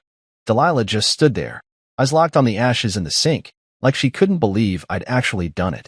Like it hadn't occurred to her that someone could say no to her plan. She gripped her purse like it might anchor her to the moment, her breath shallow and erratic. I leaned against the counter, cool as stone, watching her squirm in the silence. I didn't need to yell. She had already heard what she needed to hear. Then, 5 minutes into the stillness, it happened. Her phone rang. A sharp, jarring tone that cut through the room like a gunshot. She startled, genuinely startled, and fumbled to dig it out of her bag. The screen lit up with a name she didn't expect. I knew she didn't expect it because she looked at the phone like it had just betrayed her. Her lips moved slightly as she read the name on the screen. Cruz. She didn't answer. She couldn't. The phone rang again. She answered it on the third try, her voice trembling despite the forced calm. "Hello." I didn't need to hear what was said on the other end. I knew. Officer Jalen Cruz wasn't one to mince words. He would have told her exactly what she needed to hear. There was now an active warrant in her name for forgery, fraud, and attempted grand theft. And her sister? Simone was listed as a co-conspirator. Her hand shook as she held the phone to her ear. "That's not possible," she whispered. That's not how this works." "I haven't done anything," she paused, listening, then whispered again. "No, he can't. He's lying. He's manipulating." She turned to me, eyes wide and glassy, like I could suddenly rescue her from a hole she dug with her own 2 hands. "Griffin, what did you do?" I didn't answer. I just raised an eyebrow, and that's when it hit her. The full weight of it. Her legs buckled. She staggered back, dropping the phone. It hit the tile with a crack and slid under the table. She reached for the edge of the island, missed, and collapsed to the floor. Just crumpled, like the strings had been cut. Her body hit the tile with a sound I'll never forget, a mix of flesh, bone, and disbelief. I didn't move. She lay there for a moment, dazed, trying to blink away whatever fog was overtaking her. I watched her try to sit up, only for her body to betray her again. Her hands trembled as they reached for anything solid. There was none. I picked up the phone. The line was still open. "Cruz," I said. "Still there?" he asked, voice calm. "She's down," I said. Didn't take it well. Didn't think she would. "Ambulance or cuffs first?" "Cuffs," I said. "She's conscious." "Copy that. Units are en route." I ended the call and placed the phone gently on the table, then crouched down to where Delilah was trying to catch her breath. Her skin had lost all color, her pupils dilated wide with panic. There was no trace of the woman who had strutted in here half an hour ago with a plan to erase me from my own life. "They have the messages," I told her quietly. "The documents. The fake deed. Marcus was wired. And your sister's signature? It matched 5 other cases Jalen already flagged. She's not just part of this. She's a repeat offender." Delilah's lips moved, but no sound came out. "You didn't just try to leave a marriage," I continued. "You tried to stage a heist. You used your love life as the getaway vehicle. And now you're out of gas." She blinked up at me, some pathetic little tear sliding down her cheek. "I didn't, Griffin. I didn't mean to." "Stop," I said flatly. "Save it for the judge." The sirens came next. Not loud at first, but unmistakable. The kind of sound you only mistake if you've never had anything to fear from it. She heard them too. Her body jerked toward the sound, then curled tighter, as if she could hide from what was already coming for her. 3 knocks hit the front door. Sharp. Official.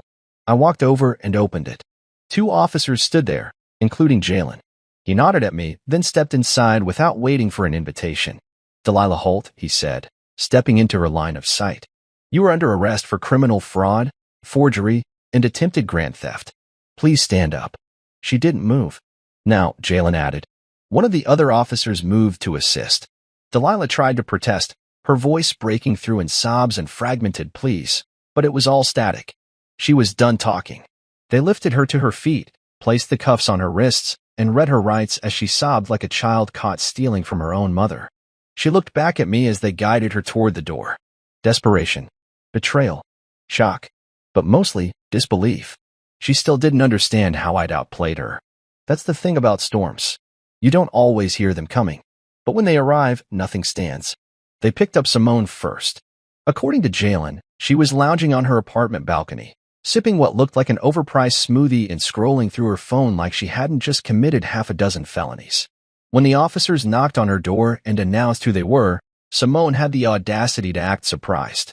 Not scared, surprised. She stood there in a matching yoga set, mouth slightly open, blinking like they'd confused her with someone else. But the moment they said the word forgery, that pretty little face cracked. She tried to close the door, even made it halfway, but they pushed through and had her cuffed before she could finish saying, "Wait, this is a mistake." By the time Delilah arrived at the precinct, wrists bound, still shaking, they brought her face to face with Simone in a windowless processing room. I wasn't in the room, but I saw everything from behind the mirrored glass. Delilah gasped the second she saw her sister. "Simone, what the hell is going on?" she blurted, voice hoarse and frantic. Simone snapped her head up, narrowed her eyes like she'd just found out she wasn't the ringleader anymore. "What's going on? You tell me. You said everything was fine. You said it was airtight." Delilah took a shaky step forward, still handcuffed. "They're saying you forged documents." "They have the documents," Simone hissed. "They showed me. Your buyer wore a damn wire. That whole deal was a setup, D. He played you. And you dragged me into it." I expected Delilah to defend herself, maybe to deny everything and try to make it sound like some tragic misunderstanding. But instead, she started crying. Not the silent, graceful kind. The messy, desperate kind that pulled your face into ugly contortions and didn't stop once it started. "I didn't know," she mumbled through sobs. He was so distant, I thought I could. Simone rolled her eyes and sat down hard in the metal chair. "Unbelievable. You burned your marriage and almost got us both indicted for a man who doesn't even love you." Delilah flinched like she'd been slapped. I leaned closer to the glass, arms crossed. Watching them unravel was like watching the final pages of a crime novel play out in real time. No more glamour. No more control. Just two sisters choking on the consequences of choices they thought no one would ever uncover. Marcus showed up about 20 minutes later. He wore his badge today. I didn't ask him to. He offered. Said he wanted Delilah to see it, wanted her to know exactly who played her. So when he walked past the holding room and Delilah caught a glimpse of the gold glint under his jacket, her face broke in a new way. "And Marcus," she stammered, eyes wide, voice cracking. He turned, looked at her, and gave a single, devastating smile. Surprise. She stepped forward, yanking against her cuffs like they might vanish if she just begged hard enough. "You lied to me. You forged your husband's signature," he said flatly. "Let's not talk about lies." Delilah's mouth opened. Nothing came out. Simone, still sitting, groaned. "You mean he was working with Griffin the whole time?" Marcus didn't answer her. He turned to me instead, behind the glass, and gave me a small nod. I nodded back. Delilah, suddenly desperate for someone to blame, swung toward the camera in the corner. She had no idea I was behind the mirror, but she looked right into the lens like she was trying to reach through it. "This is his fault," she shouted. "Griffin, he's always been controlling. He wouldn't touch me. He made me feel invisible. He's punishing me." That was her angle. I saw it form in her eyes the moment Marcus walked away. She wasn't going to take this lying down. If she couldn't win legally, she'd try morally. Spin the narrative. Make me the villain in a story she wrote in ink only she could see. Too bad for her. Facts don't bend for fiction. Outside the room, Heather was waiting with Jalen. She was reviewing the documents Simone signed, each one linked to the house, each one another nail in their legal coffin. "This is airtight," she said. "They'll push for a deal, of course. Plead out. But you'll be covered. Restitution, damages, maybe even punitive." Jalen nodded. "The DA's already involved. Their best move now is cooperation." "Which they won't give," I added. "At least not until they realize nobody's coming to save them." Heather didn't disagree. We watched for a few more minutes as the sisters melted into blame and betrayal. Delilah pacing, Simone slumped in defeat. It was strange how small they looked now, two women who had once been forces of chaos in my life. And now? Now they were nothing but a cautionary tale in handcuffs. Before I left, I turned one last time to the glass and looked Delilah in the eye, even if she couldn't see me. Her mascara was smeared, her blouse wrinkled, and her entire aura cracked. She didn't know it, but her mugshot had already been taken. The storm had passed. All that was left now was cleanup. The courtroom wasn't what you see on TV. No dramatic lighting, no gasps from a crowded gallery. Just hard benches, cold floors, and the faint smell of disinfectant that clung to everything. Still, when Delilah walked in, it felt like a stage play was about to begin. She wore a black blazer and pencil skirt combo, classic, strategic, the kind that screamed, "I'm professional, not criminal." Her hair was pulled back, so tight it looked like she was holding herself together by strands alone. Simone followed 2 steps behind, face pale and lips pressed into a hard line. No matching outfits this time. No shared confidence. Just 2 women standing trial for a scheme they were arrogant enough to think would stay secret. I didn't sit in the front row. I chose a spot near the back, flanked by Heather and Marcus. Heather was stone-faced, a tablet in her hand, fingers gliding through the organized evidence like a maestro preparing for a symphony of justice. Marcus leaned back in his chair, one ankle resting on his knee, exuding the same relaxed confidence he'd worn from day one. He'd done his part. Now, it was our turn to make sure it stuck. Delilah glanced around the courtroom when she entered. I watched her eyes search the room, hesitating just slightly when they landed on me. She didn't look away immediately. She stared, almost like she expected to find pity there. But I didn't blink, didn't flinch. I just sat still and met her gaze until she turned forward again, shoulders straighter but breath noticeably quicker. The judge was a woman in her 60s with a sharp jawline and eyes that looked like they'd seen every excuse in the book. She didn't smile. She didn't posture. She simply called the session to order and motioned for the prosecution to begin. Heather rose like she'd been waiting for this day her whole career. "Your Honor," she began, "what we present today is not a simple case of miscommunication, nor is it a messy divorce gone bitter. This is calculated fraud. This is digital forgery. This is an attempt to steal a man's home, erase his identity from legal records, and walk away richer. And we have every message, every document, and every recorded conversation to prove it." She began to lay out the timeline. Slowly, intentionally, like building a structure brick by brick. From the first shady hotel meetings to the forged deed, to the fake cashier's check Marcus handed over, and finally, to the moment Delilah fainted when she realized it had all been a setup. Heather hit every beat. Then she played the video. Delilah's conversation with Marcus in the hotel bar flickered to life on the screen. There she was, laughing, flipping through phone pictures of our home like she was showing off a souvenir. "He travels a lot," she said in the video. "This'll be clean. Quiet. He won't even know until it's too late." You could hear a pin drop in the courtroom. Delilah buried her face in her hands. Simone just stared at the floor. The defense attorney tried to recover. He stood up, cleared his throat, and began with a tired trope. "Your Honor, while the footage is certainly compelling, we must consider context. My client, Mrs. Holt, was under significant emotional distress. Her marriage was deteriorating. She was desperate, confused, manipulated." Heather didn't even wait for the judge's nod before rising again. "May I respond?" The judge motioned her forward. Heather stepped into the center of the room, holding up printed screenshots. "Is this desperation? This is a message Delilah sent the morning after she met with Marcus. Quote, $2 million in hand and all he'll get is a thank you card." She turned to the judge. "Your Honor, that's not confusion. That's confidence. That's intent." Simone's lawyer tried to distance her from the core crime. Claimed she didn't know what the documents were. Claimed she was just doing her sister a favor. Then Heather pulled out the notary record logs, 5 other documents notarized by Simone in the past 6 months. All tied to questionable transactions. All under investigation. By the time she was done, the courtroom was thick with quiet disbelief. Even the judge seemed a little taken aback. After a pause, the judge leaned forward, fingers steepled. "Mrs. Holt and Ms. Green," she said, voice like gravel. "What I see here is not simply fraud. It is the exploitation of trust, the misuse of legal authority, and a complete lack of remorse. This court hereby voids the attempted sale of the Holt residence. All property rights revert solely to Mr. Griffin Holt." Delilah gasped audibly. Simone slumped in her seat. The judge continued, "Furthermore, based on the psychological evaluation, documented emotional harm, legal fees, and risk of financial displacement, I am awarding Mr. Holt a total of $175,000 in damages." It was over. Delilah covered her mouth like she might be sick. Simone looked ready to cry, but for once, there were no tears. Just the crushing weight of reality closing in from all sides. I didn't smile. Not in court. But inside, I burned with satisfaction. Not because I wanted to ruin them, but because they tried to erase me. And I reminded them, loud and clear, whose name was still on the title. I packed in silence. Not because I was sad, but because I wanted to leave the house the way I entered it 10 years ago, focused, quiet, deliberate. The court had officially returned the property to me, but it didn't feel like mine anymore. Not really.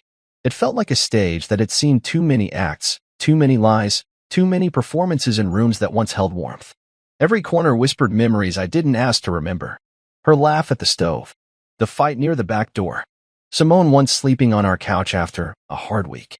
Ghosts, all of them. And I was ready to stop living in a haunted house. 2 days after the verdict, I signed the closing papers on a coastal property. Nothing fancy, just a clean, solid house on a bluff where you could hear the waves before you saw them.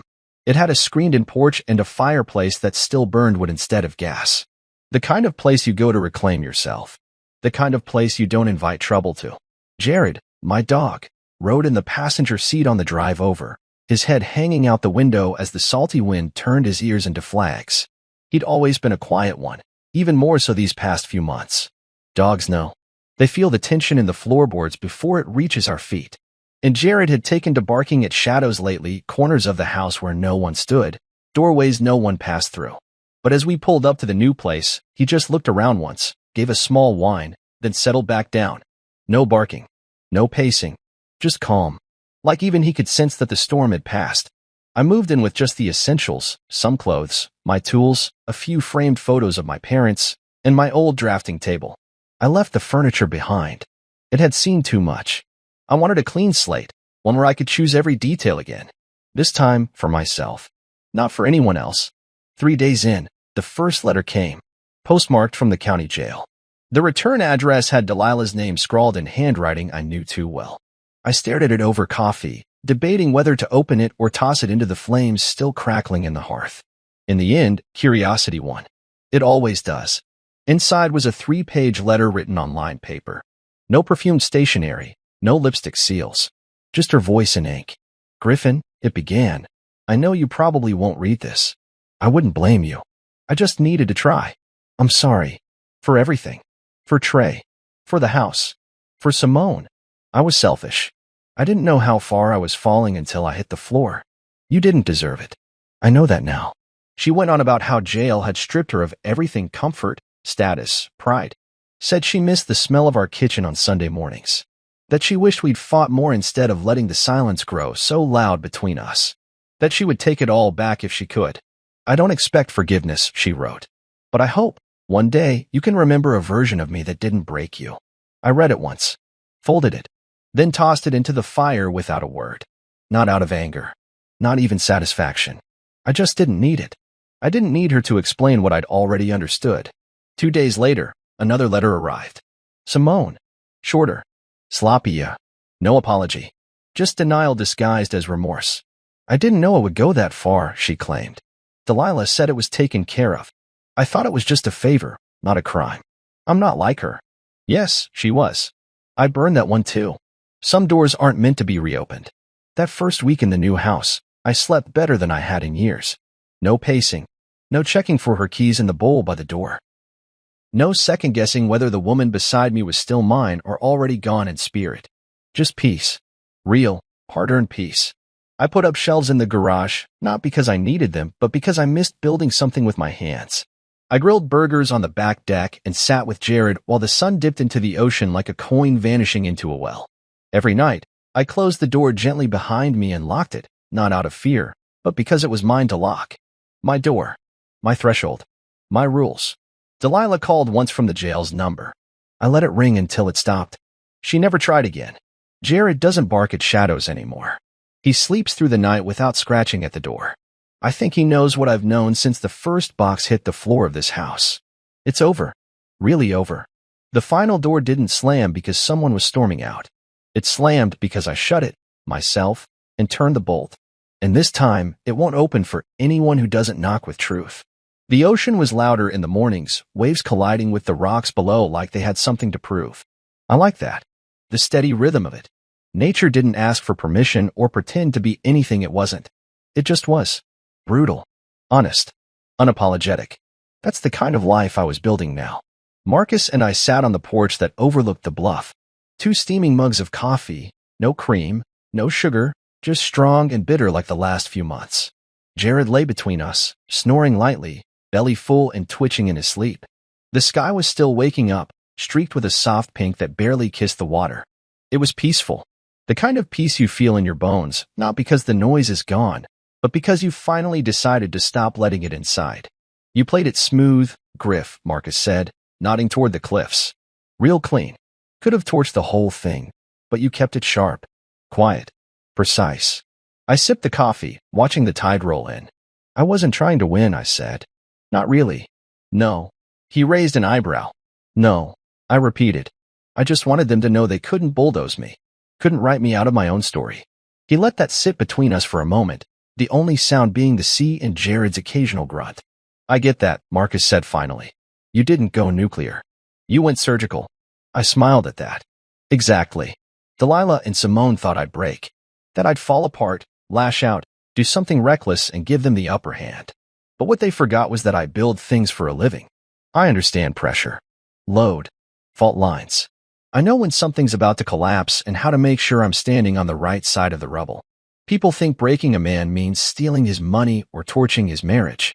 But they forget, what really breaks a man is losing his sense of self, his name, his purpose, his footing. They tried to take all that from me. Tried to redefine me with lies and greed and a handful of forged signatures. But I build foundations, and I always reinforce them with truth.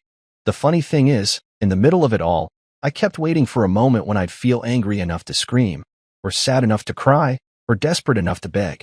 But it never came.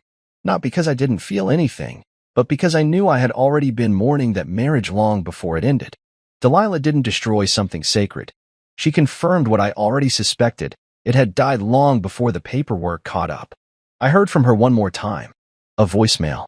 I didn't pick up, but I let it record. Griffin. I just wanted to say, I know I ruined everything, and I don't know who I am without it. Without you. I see that now. I was wrong. I'm sorry. I didn't save it. I didn't erase it either. I let it exist in the cloud, digital clutter I no longer needed to carry. That was enough. I changed the locks on everything. The bank accounts. The storage units. Even my social passwords. I built a firewall around my life the way I build them around my homes, sturdy, reliable, code-driven. Nothing gets in unless it belongs. That includes people. There's a wooden sign over the porch now, carved by hand, sanded smooth. It reads, my name, my house, my rules. I didn't hang it for visitors. I hung it for me. A reminder that I get to decide what lives inside these walls now. What kind of man I am. What kind of peace I keep. People used to ask why I didn't retaliate louder. Why I didn't go to the media or drag their names through the mud. Simple. Because I didn't need to make noise to prove I survived. I just had to keep building. This house, this life, this rhythm, it's mine now. And when the sun sets, and the last light disappears behind that jagged horizon, I don't feel regret. I feel clarity. The kind that comes when you finally realize the worst thing that ever happened to you was also the best thing that ever set you free. So when Marcus stood to leave and clapped my shoulder, I didn't say goodbye. I said, you know where to find me. He grinned. Always did. And when he drove off and the dust settled, I sat back down with Jared, poured another cup of coffee, and listened to the ocean declare itself over and over again. Relentless. Real. And mine. Just like everything else behind this final door. The morning started like any other, or so I thought. The sun streamed through the windows, and the coffee machine hummed softly in the background. But then I saw it. A note sitting on the kitchen counter, written in Lisa's messy scrawl. My stomach tightened as I picked it up, the words hitting me like a gut punch. I'm done with you and your boring life. I'm taking everything. And this house is sold, by the way. Enjoy what's left. I read the note twice, letting the words sink in. Instead of panic or despair, I felt a strange calmness settle over me. Maybe it was the culmination of months, no, years, of watching our marriage deteriorate. Or maybe it was the fact that I had been expecting this move. Lisa thought she had blindsided me, But in truth, I'd seen this coming from a mile away. Reaching for my phone, I texted her back, "Saw your note. Thanks for the heads up." It was short, clipped, and intentionally vague. She didn't need to know yet that I had already anticipated her betrayal and set my own plans in motion. As I sipped my coffee, my mind raced back to the early days of our relationship. Lisa had been magnetic, the kind of woman who could walk into a room and command attention without saying a word. I had fallen for her confidence, her ambition, her fire. But somewhere along the way, that fire had turned into something destructive. Her dissatisfaction with our life, my life, became a constant source of tension. She wanted more excitement, more luxury, more of everything I wasn't willing to give. I put down my coffee and stared at the note again. It was a declaration of war, but Lisa had underestimated her opponent. I wasn't the naive, complacent husband she believed me to be. Months ago, I had started preparing for this very scenario. While she thought she was orchestrating her grand escape, I was quietly building a safety net to ensure her schemes would crumble before they even began. The first step had been the accounts. I'd noticed small discrepancies months ago, charges I didn't recognize, withdrawals I hadn't authorized. Instead of confronting Lisa immediately, I moved our joint savings into a private account under my name. It wasn't just about protecting my finances. It was about gaining the upper hand. I wanted her to think she was in control while I worked behind the scenes to safeguard everything she was so eager to take. Then there was the house. Lisa's arrogance had always been her downfall, and this time was no exception. She assumed the house belonged to both of us, but she was wrong. When we refinanced last year, I'd ensured the property was legally under my name alone. It was a detail she had overlooked, too busy dreaming of the life she would build without me. I sat down at the dining table, spreading out the papers I'd been gathering over the past few months. Bank statements, credit card bills, even some grainy photos from a private investigator I'd hired to follow her business trips. Every piece of evidence painted a clear picture of Lisa's betrayal and gave me the tools I needed to dismantle her plans. I couldn't help but feel a pang of sadness as I sorted through the documents. This wasn't how I had envisioned our life together. When we first got married, I had dreams of building a future with Lisa, of growing old together in the home we'd worked so hard to create. But those dreams had long since withered under the weight of her contempt. The sound of a car pulling out of the driveway snapped me out of my thoughts. Lisa was already gone, likely off to meet her new accomplice, Ryan. I'd learned about him through the investigator, her so-called business consultant, who was more interested in her money than her charm. I didn't need to confront her yet. There would be time for that. For now, I had the advantage, and I intended to keep it. As I folded the note and placed it back on the counter, I felt a strange sense of resolve. Lisa thought she was the one calling the shots, but she couldn't have been more wrong. This was my game now, and I was just getting started. The betrayal stung, but it also lit a fire within me, a determination to protect what was mine and to show Lisa that she wasn't as clever as she thought. She had made her move, and now it was my turn. Looking back, the warning signs were everywhere. Lisa hadn't exactly been subtle in her disdain for the life we had built together. I used to think of her criticisms as harmless jabs, her way of pushing me to do better.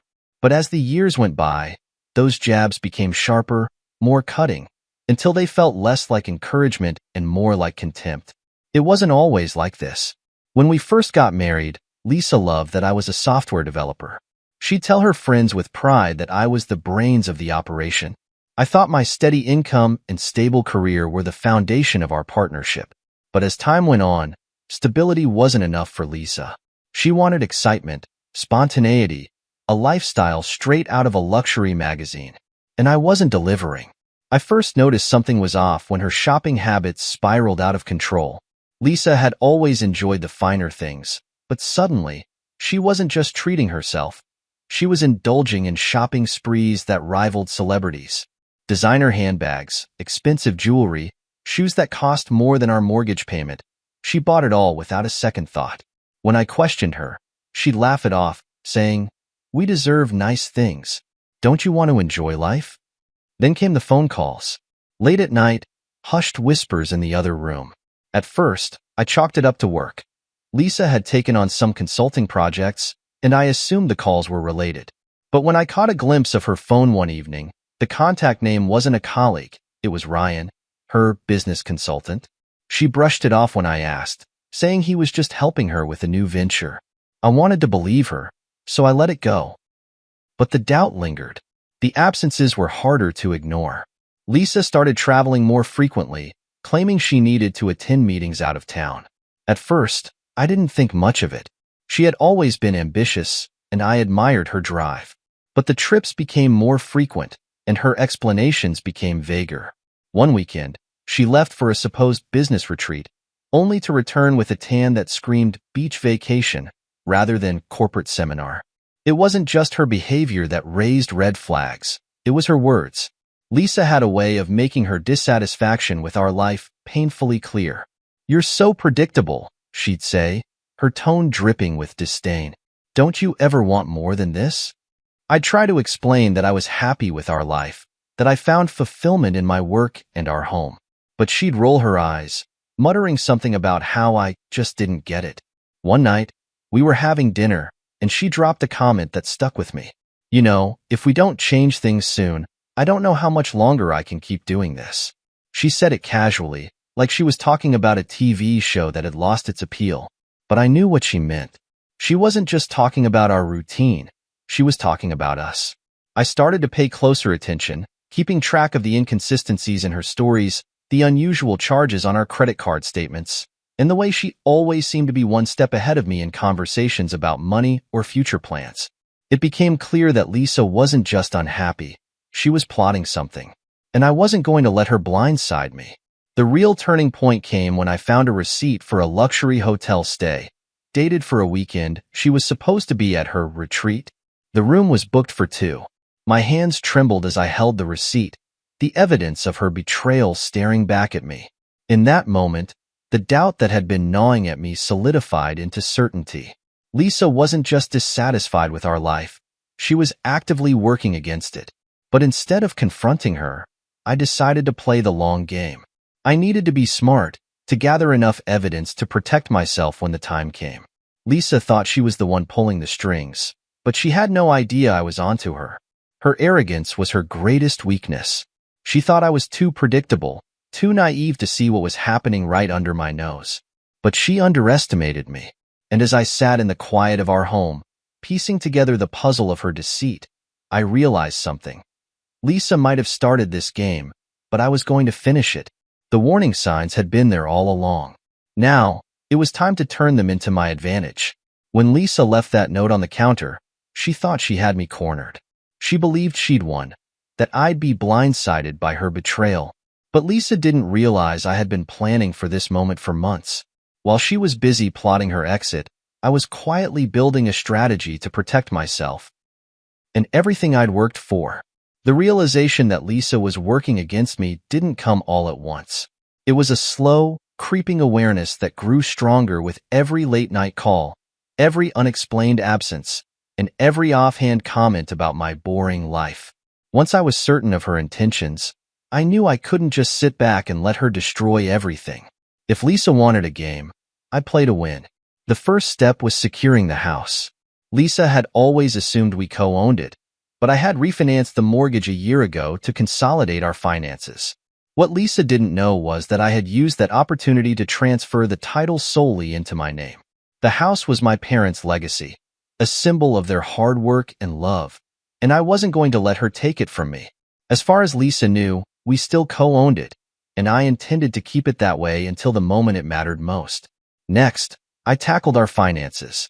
Lisa had been dipping into our joint accounts for months, funding her extravagant lifestyle and, as I later discovered, her affair with Ryan. I quietly opened a separate account in my name and started redirecting my paychecks there. I left just enough in our joint accounts to keep her from getting suspicious, but I made sure she wouldn't have access to the bulk of our savings.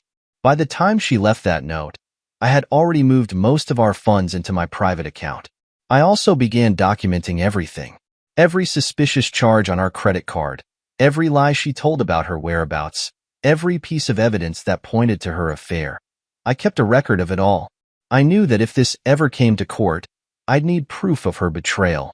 I even hired a private investigator to dig into her relationship with Ryan.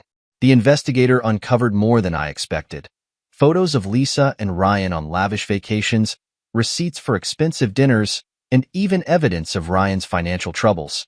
It turned out Lisa wasn't the only one scheming. Ryan was using her just as much as she was using me. The hardest part of my counterplan was maintaining the facade.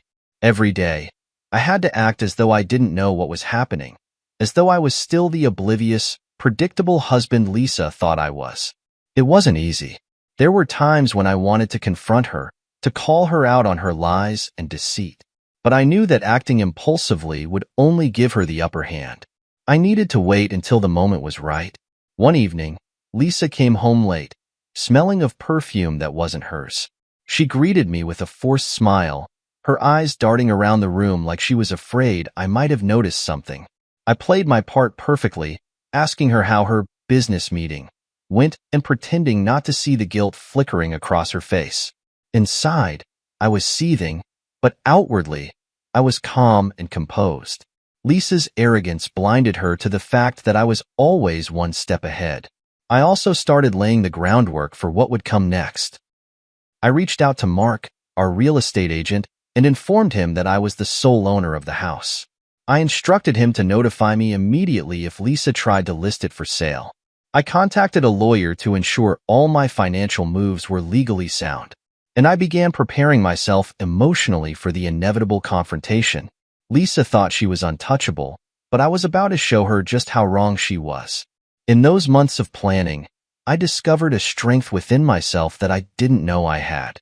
Lisa's betrayal had shaken me to my core, but it also ignited a fire in me, a determination to protect what was mine and to ensure she couldn't take advantage of me any longer. I wasn't the passive, naive husband she believed me to be. I was strategic, resilient, and ready to fight for what I deserved. By the time Lisa left that note on the counter, my counterplan was already in motion. She thought she was delivering a devastating blow, but in reality, she was walking straight into the trap I had set. The game had begun, and I was ready to play. The morning after Lisa left her venomous note, I received a call from Mark, our real estate agent. I hadn't spoken to him in months, but his voice on the other end was enough to jolt me from my thoughts. "Hey, Michael. I got an unusual request from Lisa yesterday," he began cautiously. "She called, saying she wants to list the house for sale. I wanted to confirm with you before moving forward since, well, you're the sole owner." I leaned back in my chair, letting the weight of Mark's words settle in. Lisa had wasted no time in putting her grand plan into action. She really thought she could sell the house without my consent, without realizing she had no legal claim to it. It was almost laughable. Her arrogance and entitlement knew no bounds. "Mark, thanks for letting me know," I replied, keeping my tone even. "Let her think it's going to happen for now. But under no circumstances is that house going anywhere." Mark chuckled nervously, sensing there was more to the story than I was letting on. "Understood. I'll stall her if she asks for updates." After ending the call, I couldn't help but shake my head at Lisa's audacity. She hadn't even been gone for a full day and was already trying to dismantle the life we had built together. Well, the life I had built. She thought she had all the power, but she didn't realize the foundations of her plan were crumbling beneath her. That afternoon, Mark called me again. This time, he sounded amused. "Michael, you won't believe this. Lisa called me again, demanding to know why the house isn't listed yet. I told her we needed your signature, and she just about exploded." I laughed, picturing Lisa's fury. Her perfectly laid plans were unraveling, and she didn't even know why. "What did she say?" I asked. "She accused me of being incompetent and told me to figure it out." I told her there's nothing to figure out. Your name's on the deed, and without your approval, nothing happens. Let's just say she wasn't happy. "Good," I said simply. "Keep me updated." Lisa's attempt to sell the house without my knowledge was just the beginning of her unraveling. She truly believed she could bully her way into getting what she wanted, but the legal roadblocks I had put in place were more than enough to stall her schemes. As I hung up the phone, I couldn't help but feel a sense of satisfaction. The wheels of my plan were turning, and Lisa was walking straight into the trap I'd set. Later that evening, I went to the house to check on things. It felt different without Lisa there. Quieter, calmer, almost peaceful. For the first time in years, I didn't feel the suffocating weight of her presence. I took a deep breath, letting the stillness settle over me, and reminded myself of why I was fighting so hard to protect this place. It wasn't just a house. It was a symbol of my resilience, my independence, and the legacy I refused to let her tarnish. The next few days were eerily quiet. I knew Lisa wouldn't stay silent for long. She wasn't one to back down easily. Sure enough, she showed up at the house unannounced, banging on the door like a hurricane demanding to be let in. When I opened it, her face was a mixture of fury and desperation. "What the hell is going on, Michael?" she snapped, shoving past me into the living room. "Mark says you're blocking the sale of the house." "Why?" I crossed my arms, leaning casually against the doorframe. "Because it's my house, Lisa. You don't have the right to sell it." Her eyes widened in disbelief. "What are you talking about? We bought this house together." I smirked, enjoying the moment more than I probably should have. "We did, but I refinanced it last year and put it in my name. So technically, this house belongs to me." Lisa's mouth opened and closed like a fish gasping for air. She was utterly unprepared for this revelation, and it showed. "You can't do that," she finally spat. "You can't just take the house." "I didn't take it," I said calmly. "I protected it. From you." For a moment, Lisa was speechless. Then, her anger boiled over. "You think you're so clever, don't you? Blocking me from selling the house? Freezing the accounts? What's your endgame, Michael?" I stepped closer, meeting her glare with unwavering calm. "My endgame is simple, Lisa. You don't get to destroy my life and walk away with everything. You made your choices. Now, you get to live with them." She stormed out, slamming the door behind her, and for the first time in a long while, I felt like I had the upper hand. The house was safe, my plan was intact, and Lisa was scrambling. The game wasn't over yet, but I was finally playing to win. It didn't take long for Lisa to return after storming out of the house. Just 2 days later, she showed up again, pounding on the front door like it owed her money. I knew it was her before I even glanced through the peephole. Her furious knock was unmistakable. Part of me wanted to ignore her and let her stew in her anger, but I decided it was time to have the confrontation she was clearly itching for. When I opened the door, Lisa stood there with a wild look in her eyes, her phone clutched tightly in one hand. She wasted no time with pleasantries. "What's your problem, Michael?" she barked. "Why are you sabotaging everything?" "Good to see you too, Lisa," I said, leaning casually against the doorframe. "Care to clarify what I'm supposedly sabotaging?" She pushed past me, storming into the living room like it was still hers. "Don't play dumb," she snapped, spinning around to face me. "You blocked the sale of the house, froze the accounts, and you're acting like some petty little child who can't handle losing." Her words might have stung if they weren't so laughably ironic. "Losing?" I repeated, arching an eyebrow. "You mean the house I legally own and the accounts you drained without my consent? If anyone here is throwing a tantrum, it's not me." Lisa's jaw clenched, and I could see the gears turning in her head as she tried to come up with a rebuttal. "You're just being spiteful," she hissed. "You don't even need this house. You're doing this to punish me." "Punish you?" I let out a bitter laugh. "Lisa, you left a note saying you were taking everything, including the house. And now that you've realized you can't, I'm the bad guy? Give me a break." She crossed her arms, her posture stiff and defensive. "You're pathetic," she said coldly. "Do you really think you're going to win this? I'll find a way to sell this house, Michael. Mark my words." I stepped closer, my voice calm but firm. "No, you won't. Because I've already won. The house is in my name. The accounts are frozen. And your little plan? It's falling apart right in front of you." Lisa's face turned red with anger. "You think you're so clever," she spat. "But you don't know what you're doing. You'll regret this. Regret protecting what's mine?" I said, shaking my head. "I don't think so. And while we're at it, let's talk about all the money you siphoned off for your little shopping sprees and those luxury vacations with your business consultant friend." Her eyes widened, and for the first time, I saw a flicker of panic in her expression. "What are you talking about?" she said, her voice faltering. "Oh, don't play dumb, Lisa," I said, smirking. "I know about Ryan. The private investigator I hired has been very thorough. I've got receipts, emails, even photos. You've been bleeding me dry for months while plotting to run off with him." She stared at me, her mouth opening and closing as she struggled to form a coherent response. You're lying," she finally said, but the tremor in her voice gave her away. I crossed my arms, letting the silence hang between us. "Am I?" I asked. "Because I've got a folder upstairs with everything I need to prove otherwise. Should I go get it?" Lisa's bravado crumbled, and she sank onto the couch, burying her face in her hands. "This wasn't supposed to happen," she muttered. "You weren't supposed to fight back?" I sighed, leaning against the armrest of a nearby chair. "That's where you went wrong, Lisa. You underestimated me. You thought I'd roll over and let you take everything. But I'm not that guy anymore." She looked up at me, tears streaming down her face. "Michael, please, we can fix this. I made a mistake, but we can start over. Just give me another chance." Her sudden shift from defiance to desperation was almost comical. "Fix this?" I repeated, my voice incredulous. "You lied to me, stole from me, and tried to sell the house out from under me. There's no coming back from that." Lisa's tears turned to sobs, but I felt no pity for her. This was the bed she had made, and now she had to lie in it. "I think we're done here," I said, gesturing toward the door. "Take your tears and your regrets somewhere else. They don't work on me anymore."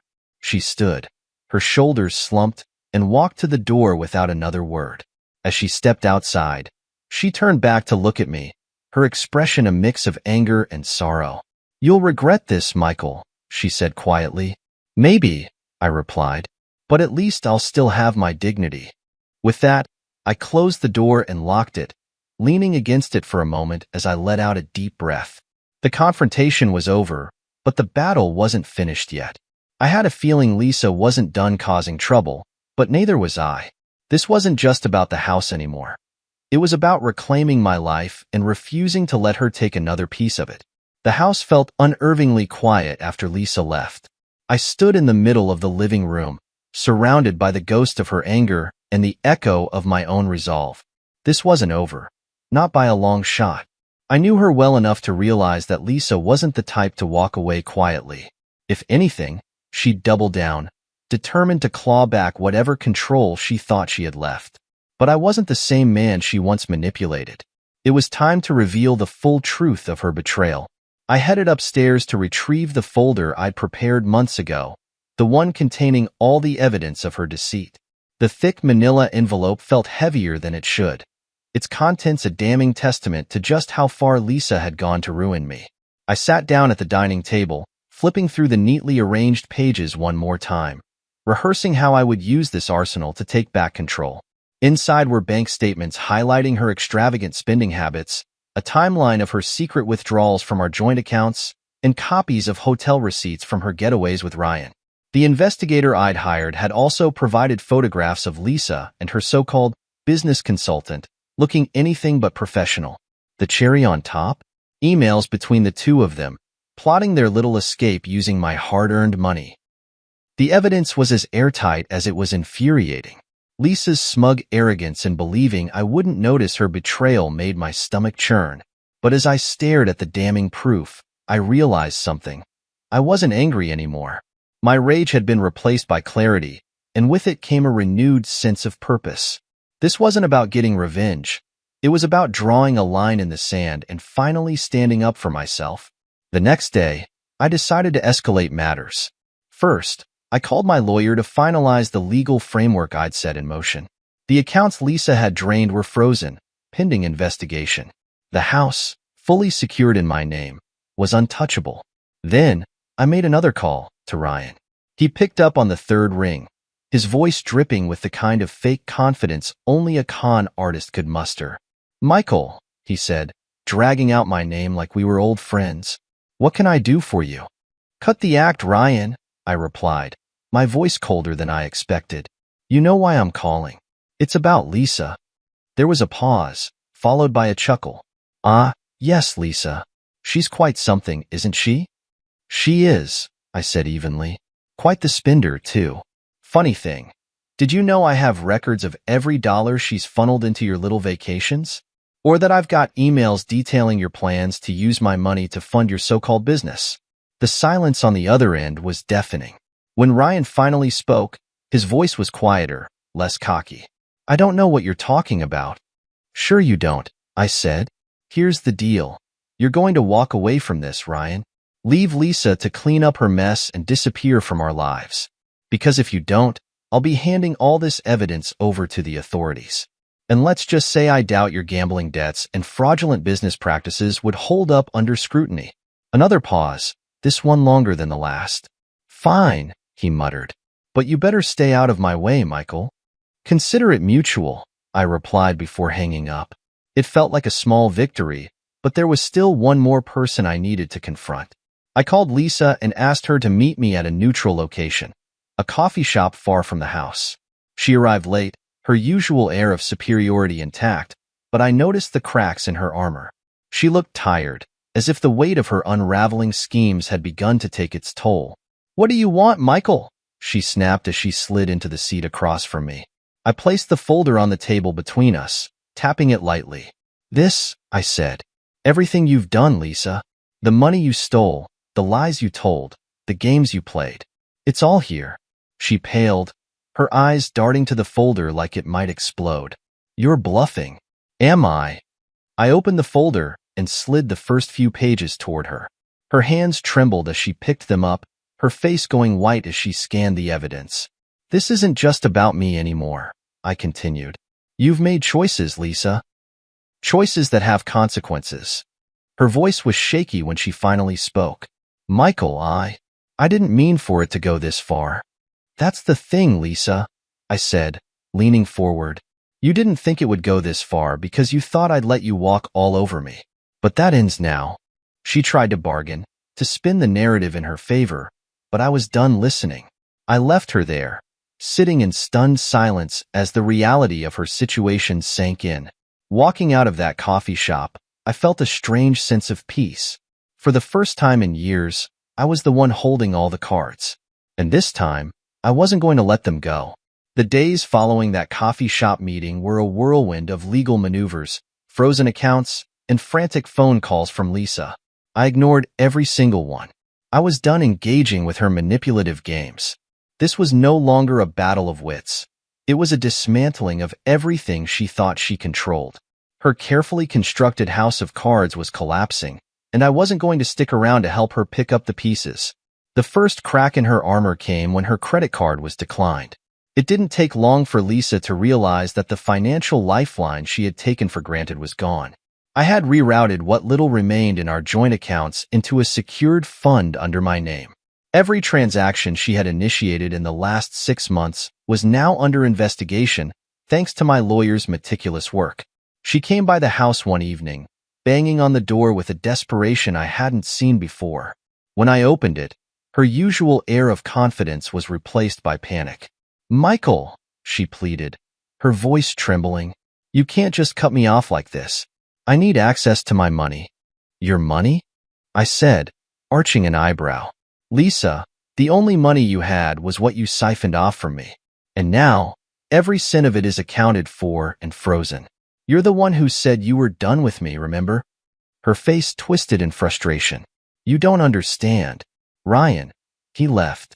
He took what little I had and disappeared. I've got nothing left.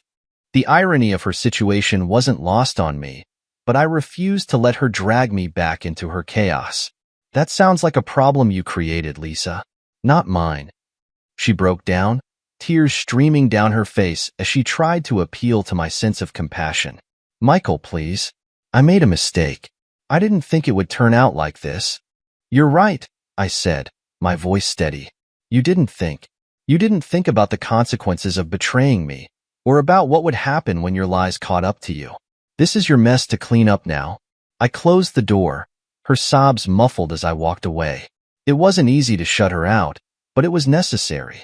For too long, I had allowed her to manipulate me with her charm and crocodile tears. This time, I was choosing myself over her toxic games. In the meantime, word of Lisa's downfall began to spread. Friends who once admired her lavish lifestyle started distancing themselves. The facade she had worked so hard to maintain was crumbling under the weight of her actions. Even her family, who had always seemed to support her, began questioning her decisions. I heard through mutual acquaintances that her mother had refused to take her in, embarrassed by the scandal Lisa had created. Ryan's disappearance was the final nail in her coffin. He had taken advantage of her just as she had taken advantage of me, draining her financially before vanishing without a trace. The man she had risked everything for had left her with nothing but regret and a mountain of debt. I stayed focused on rebuilding my life. My work flourished, and I started spending more time with friends and colleagues who supported me through the turmoil. One of them, Greg, invited me to a networking event where I met people who reminded me of the value of genuine relationships. It was refreshing to be surrounded by individuals who valued integrity over appearances. Lisa, on the other hand, was drowning.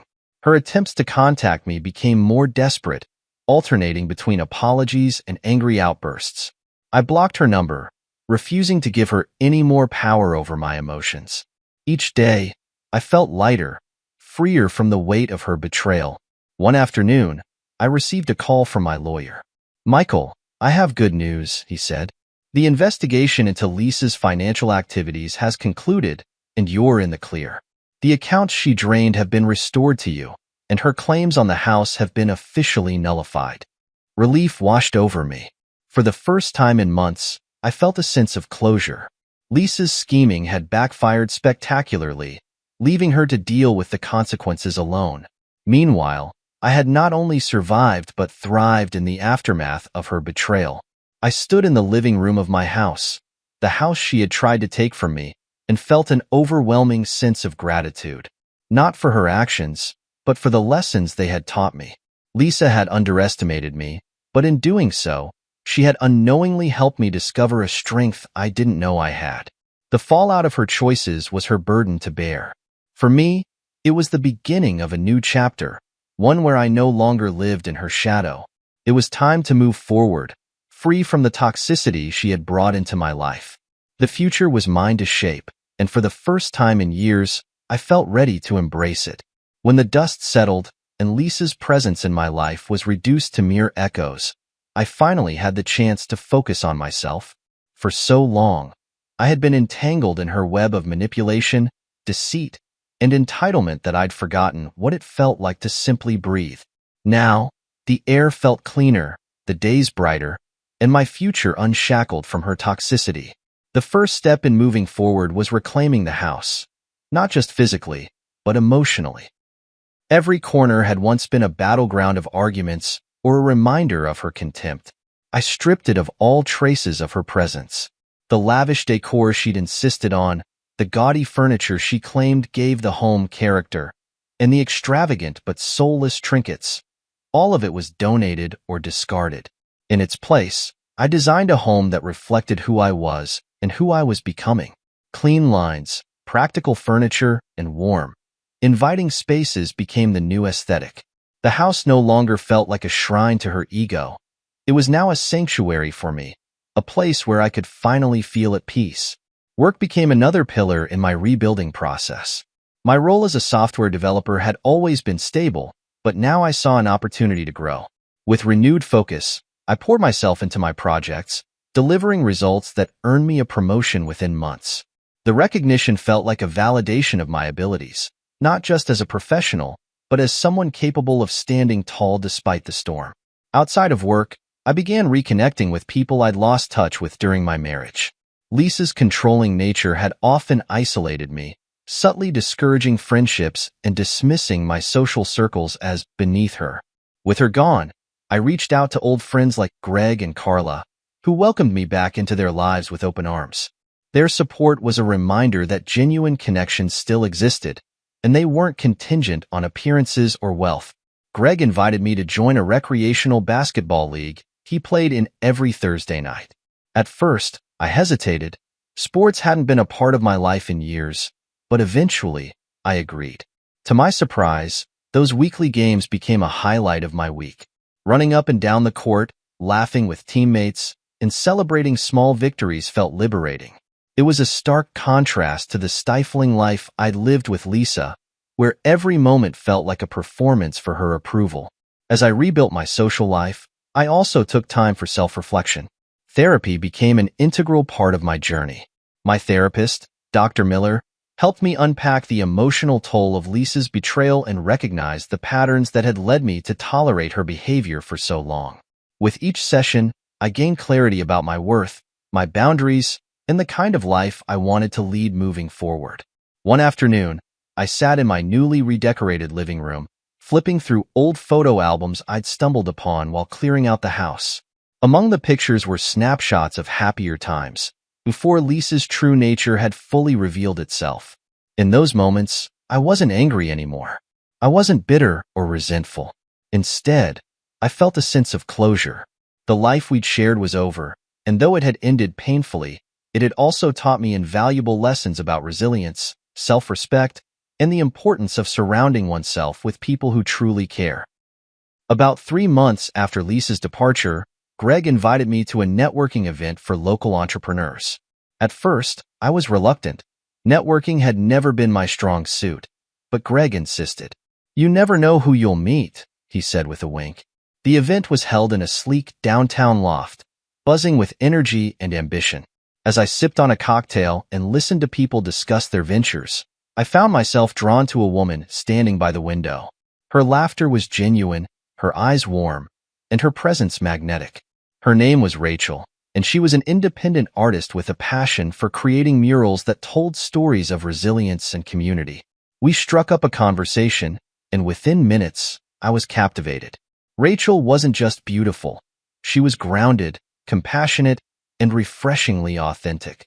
She listened intently as I shared my story, nodding with understanding and offering insights that felt wise beyond her years. For the first time in a long time, I felt a spark of hope, a possibility that life after Lisa could be not only different but better. As the weeks turned into months, Rachel and I grew closer. She became a confidant, a friend, and eventually, something more. Being with her was effortless. There were no games, no power struggles, just mutual respect and genuine affection. She helped me see that while Lisa's betrayal had been devastating, it had also cleared the path for something infinitely more fulfilling. Moving forward wasn't just about leaving Lisa behind. It was about embracing the person I was becoming. Stronger, wiser, and unafraid to demand the respect and love I deserved. For the first time in years, I felt truly alive, ready to face whatever challenges or joys lay ahead. It was inevitable that Lisa's world would start to crumble, and when it did, I watched from a distance, not with satisfaction, but with a detached clarity. After years of being manipulated, dismissed, and underestimated, witnessing her descent was like seeing the end of a chapter one had long since closed. It wasn't my intention to revel in her misery, but there was something undeniably affirming about knowing the choices she made were catching up to her. The first signs of her downfall came shortly after our confrontation. Word had spread among her social circle that she tried to take everything from me and failed spectacularly. Mutual friends, once charmed by her charisma and lavish lifestyle, began to distance themselves. Lisa had always thrived on appearances, and without the veneer of success and control, her influence waned. The curated image she'd built over the years started to crack, and the people she once considered allies slowly faded away. Her biggest blow, however, came from Ryan, the so-called business consultant she had risked everything for turned out to be nothing more than a grifter. The private investigator I had hired uncovered Ryan's sordid history of deceit, phony credentials, a string of failed relationships, and mounting debts that made Lisa's betrayal of me seem almost comical. When Ryan realized that the money he'd hoped to siphon from Lisa was gone, he vanished without a trace, leaving her with nothing but unpaid bills and broken promises. Lisa tried to hold it together, but the pressure was relentless. She'd already drained her savings in anticipation of a future with Ryan, and with no access to the joint accounts I had frozen, she was left scrambling to cover her mounting expenses. Creditors began calling, her rent fell behind, and the luxury she once flaunted became an albatross around her neck. The woman who had always prided herself on being in control was now a portrait of desperation. I learned through mutual acquaintances that she had moved in with a friend, sharing a cramped apartment far removed from the opulence she once demanded. Her social media, once filled with glossy photos of extravagant trips and designer outfits, went silent. The few posts she did make were poorly veiled attempts to regain her old life, quotes about resilience and cryptic messages about new beginnings. To anyone who knew her, they were transparent cries for help. Despite everything, Lisa couldn't resist trying to drag me back into her chaos. She called me one evening, her voice shaky and unsteady. "Michael, I need to talk," she began. The usual arrogance replaced with something I hadn't heard in years: vulnerability. I stayed silent, letting her fill the void. She rambled about how she'd made mistakes, how Ryan had betrayed her, how she was struggling to keep her head above water. She even apologized, though it felt more like an attempt to garner sympathy than a genuine admission of guilt. "You were right about everything," she said finally, her voice breaking. "I was wrong to treat you the way I did." For a brief moment, I felt a pang of pity. Lisa was still the woman I had once loved, and seeing her reduced to this version of herself was painful. But I couldn't let her draw me back into her web.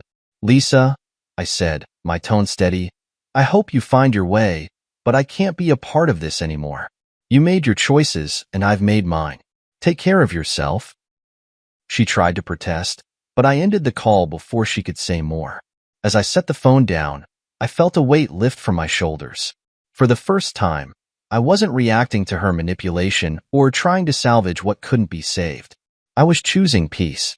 The fallout of Lisa's choices extended beyond her personal life. The financial investigation into her and Ryan's fraudulent activities uncovered irregularities that led to legal trouble. While she managed to avoid jail time, the fines and restitution she owed were staggering. Her once glamorous life was now a daily struggle to make ends meet. Meanwhile, my life continued to flourish. The company I had built with hard work and dedication was thriving, and my relationship with Rachel brought me a sense of fulfillment I hadn't known was possible.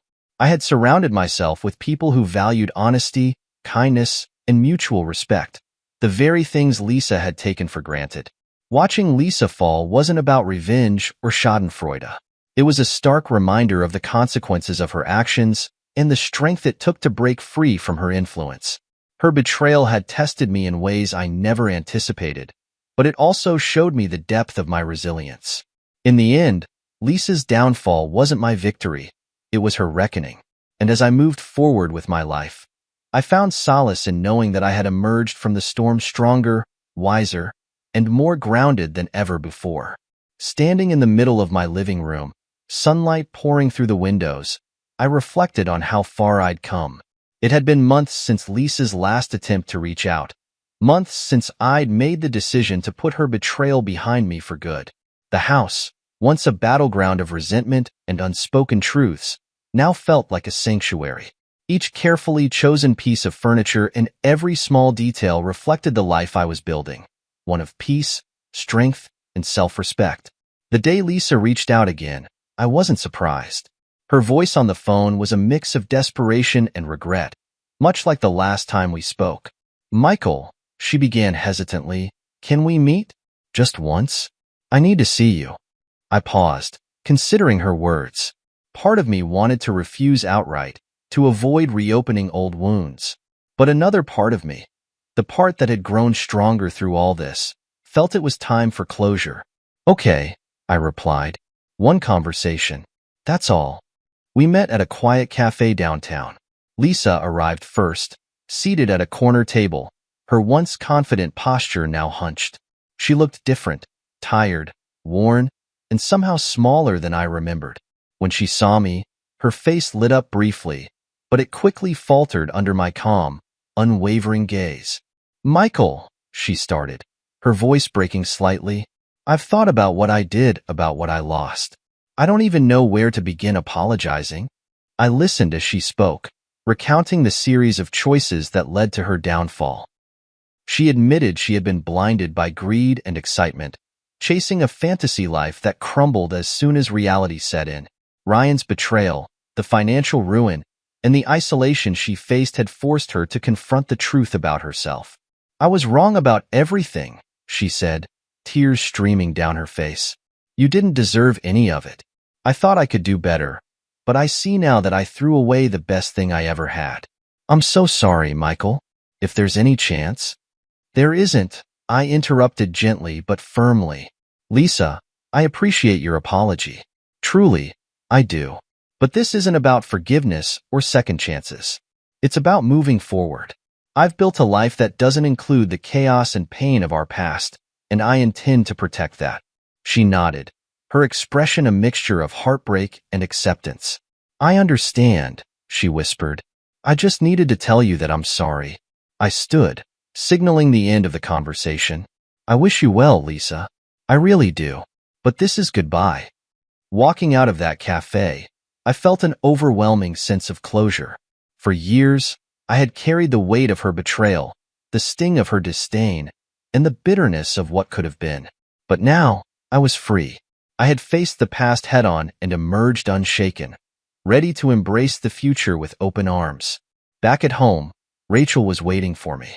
She had been my anchor through the storm, her unwavering support and kindness reminding me of what real partnership looked like. When I walked through the door, her smile was like sunlight breaking through clouds. "How did it go?" she asked softly, wrapping her arms around me. "It went as it needed to," I replied, pulling her close. "I've said my goodbyes." Rachel didn't press further. She didn't need to. She understood me in ways Lisa never had, and that understanding brought a sense of peace I hadn't known was possible. Together, we shared dinner, laughing over inside jokes and making plans for the future. That evening, as I stood on the balcony overlooking the city, I thought about the journey that had brought me here. The pain of Lisa's betrayal, the slow process of rebuilding, and the unexpected joy of finding love again had all shaped me into the man I was now.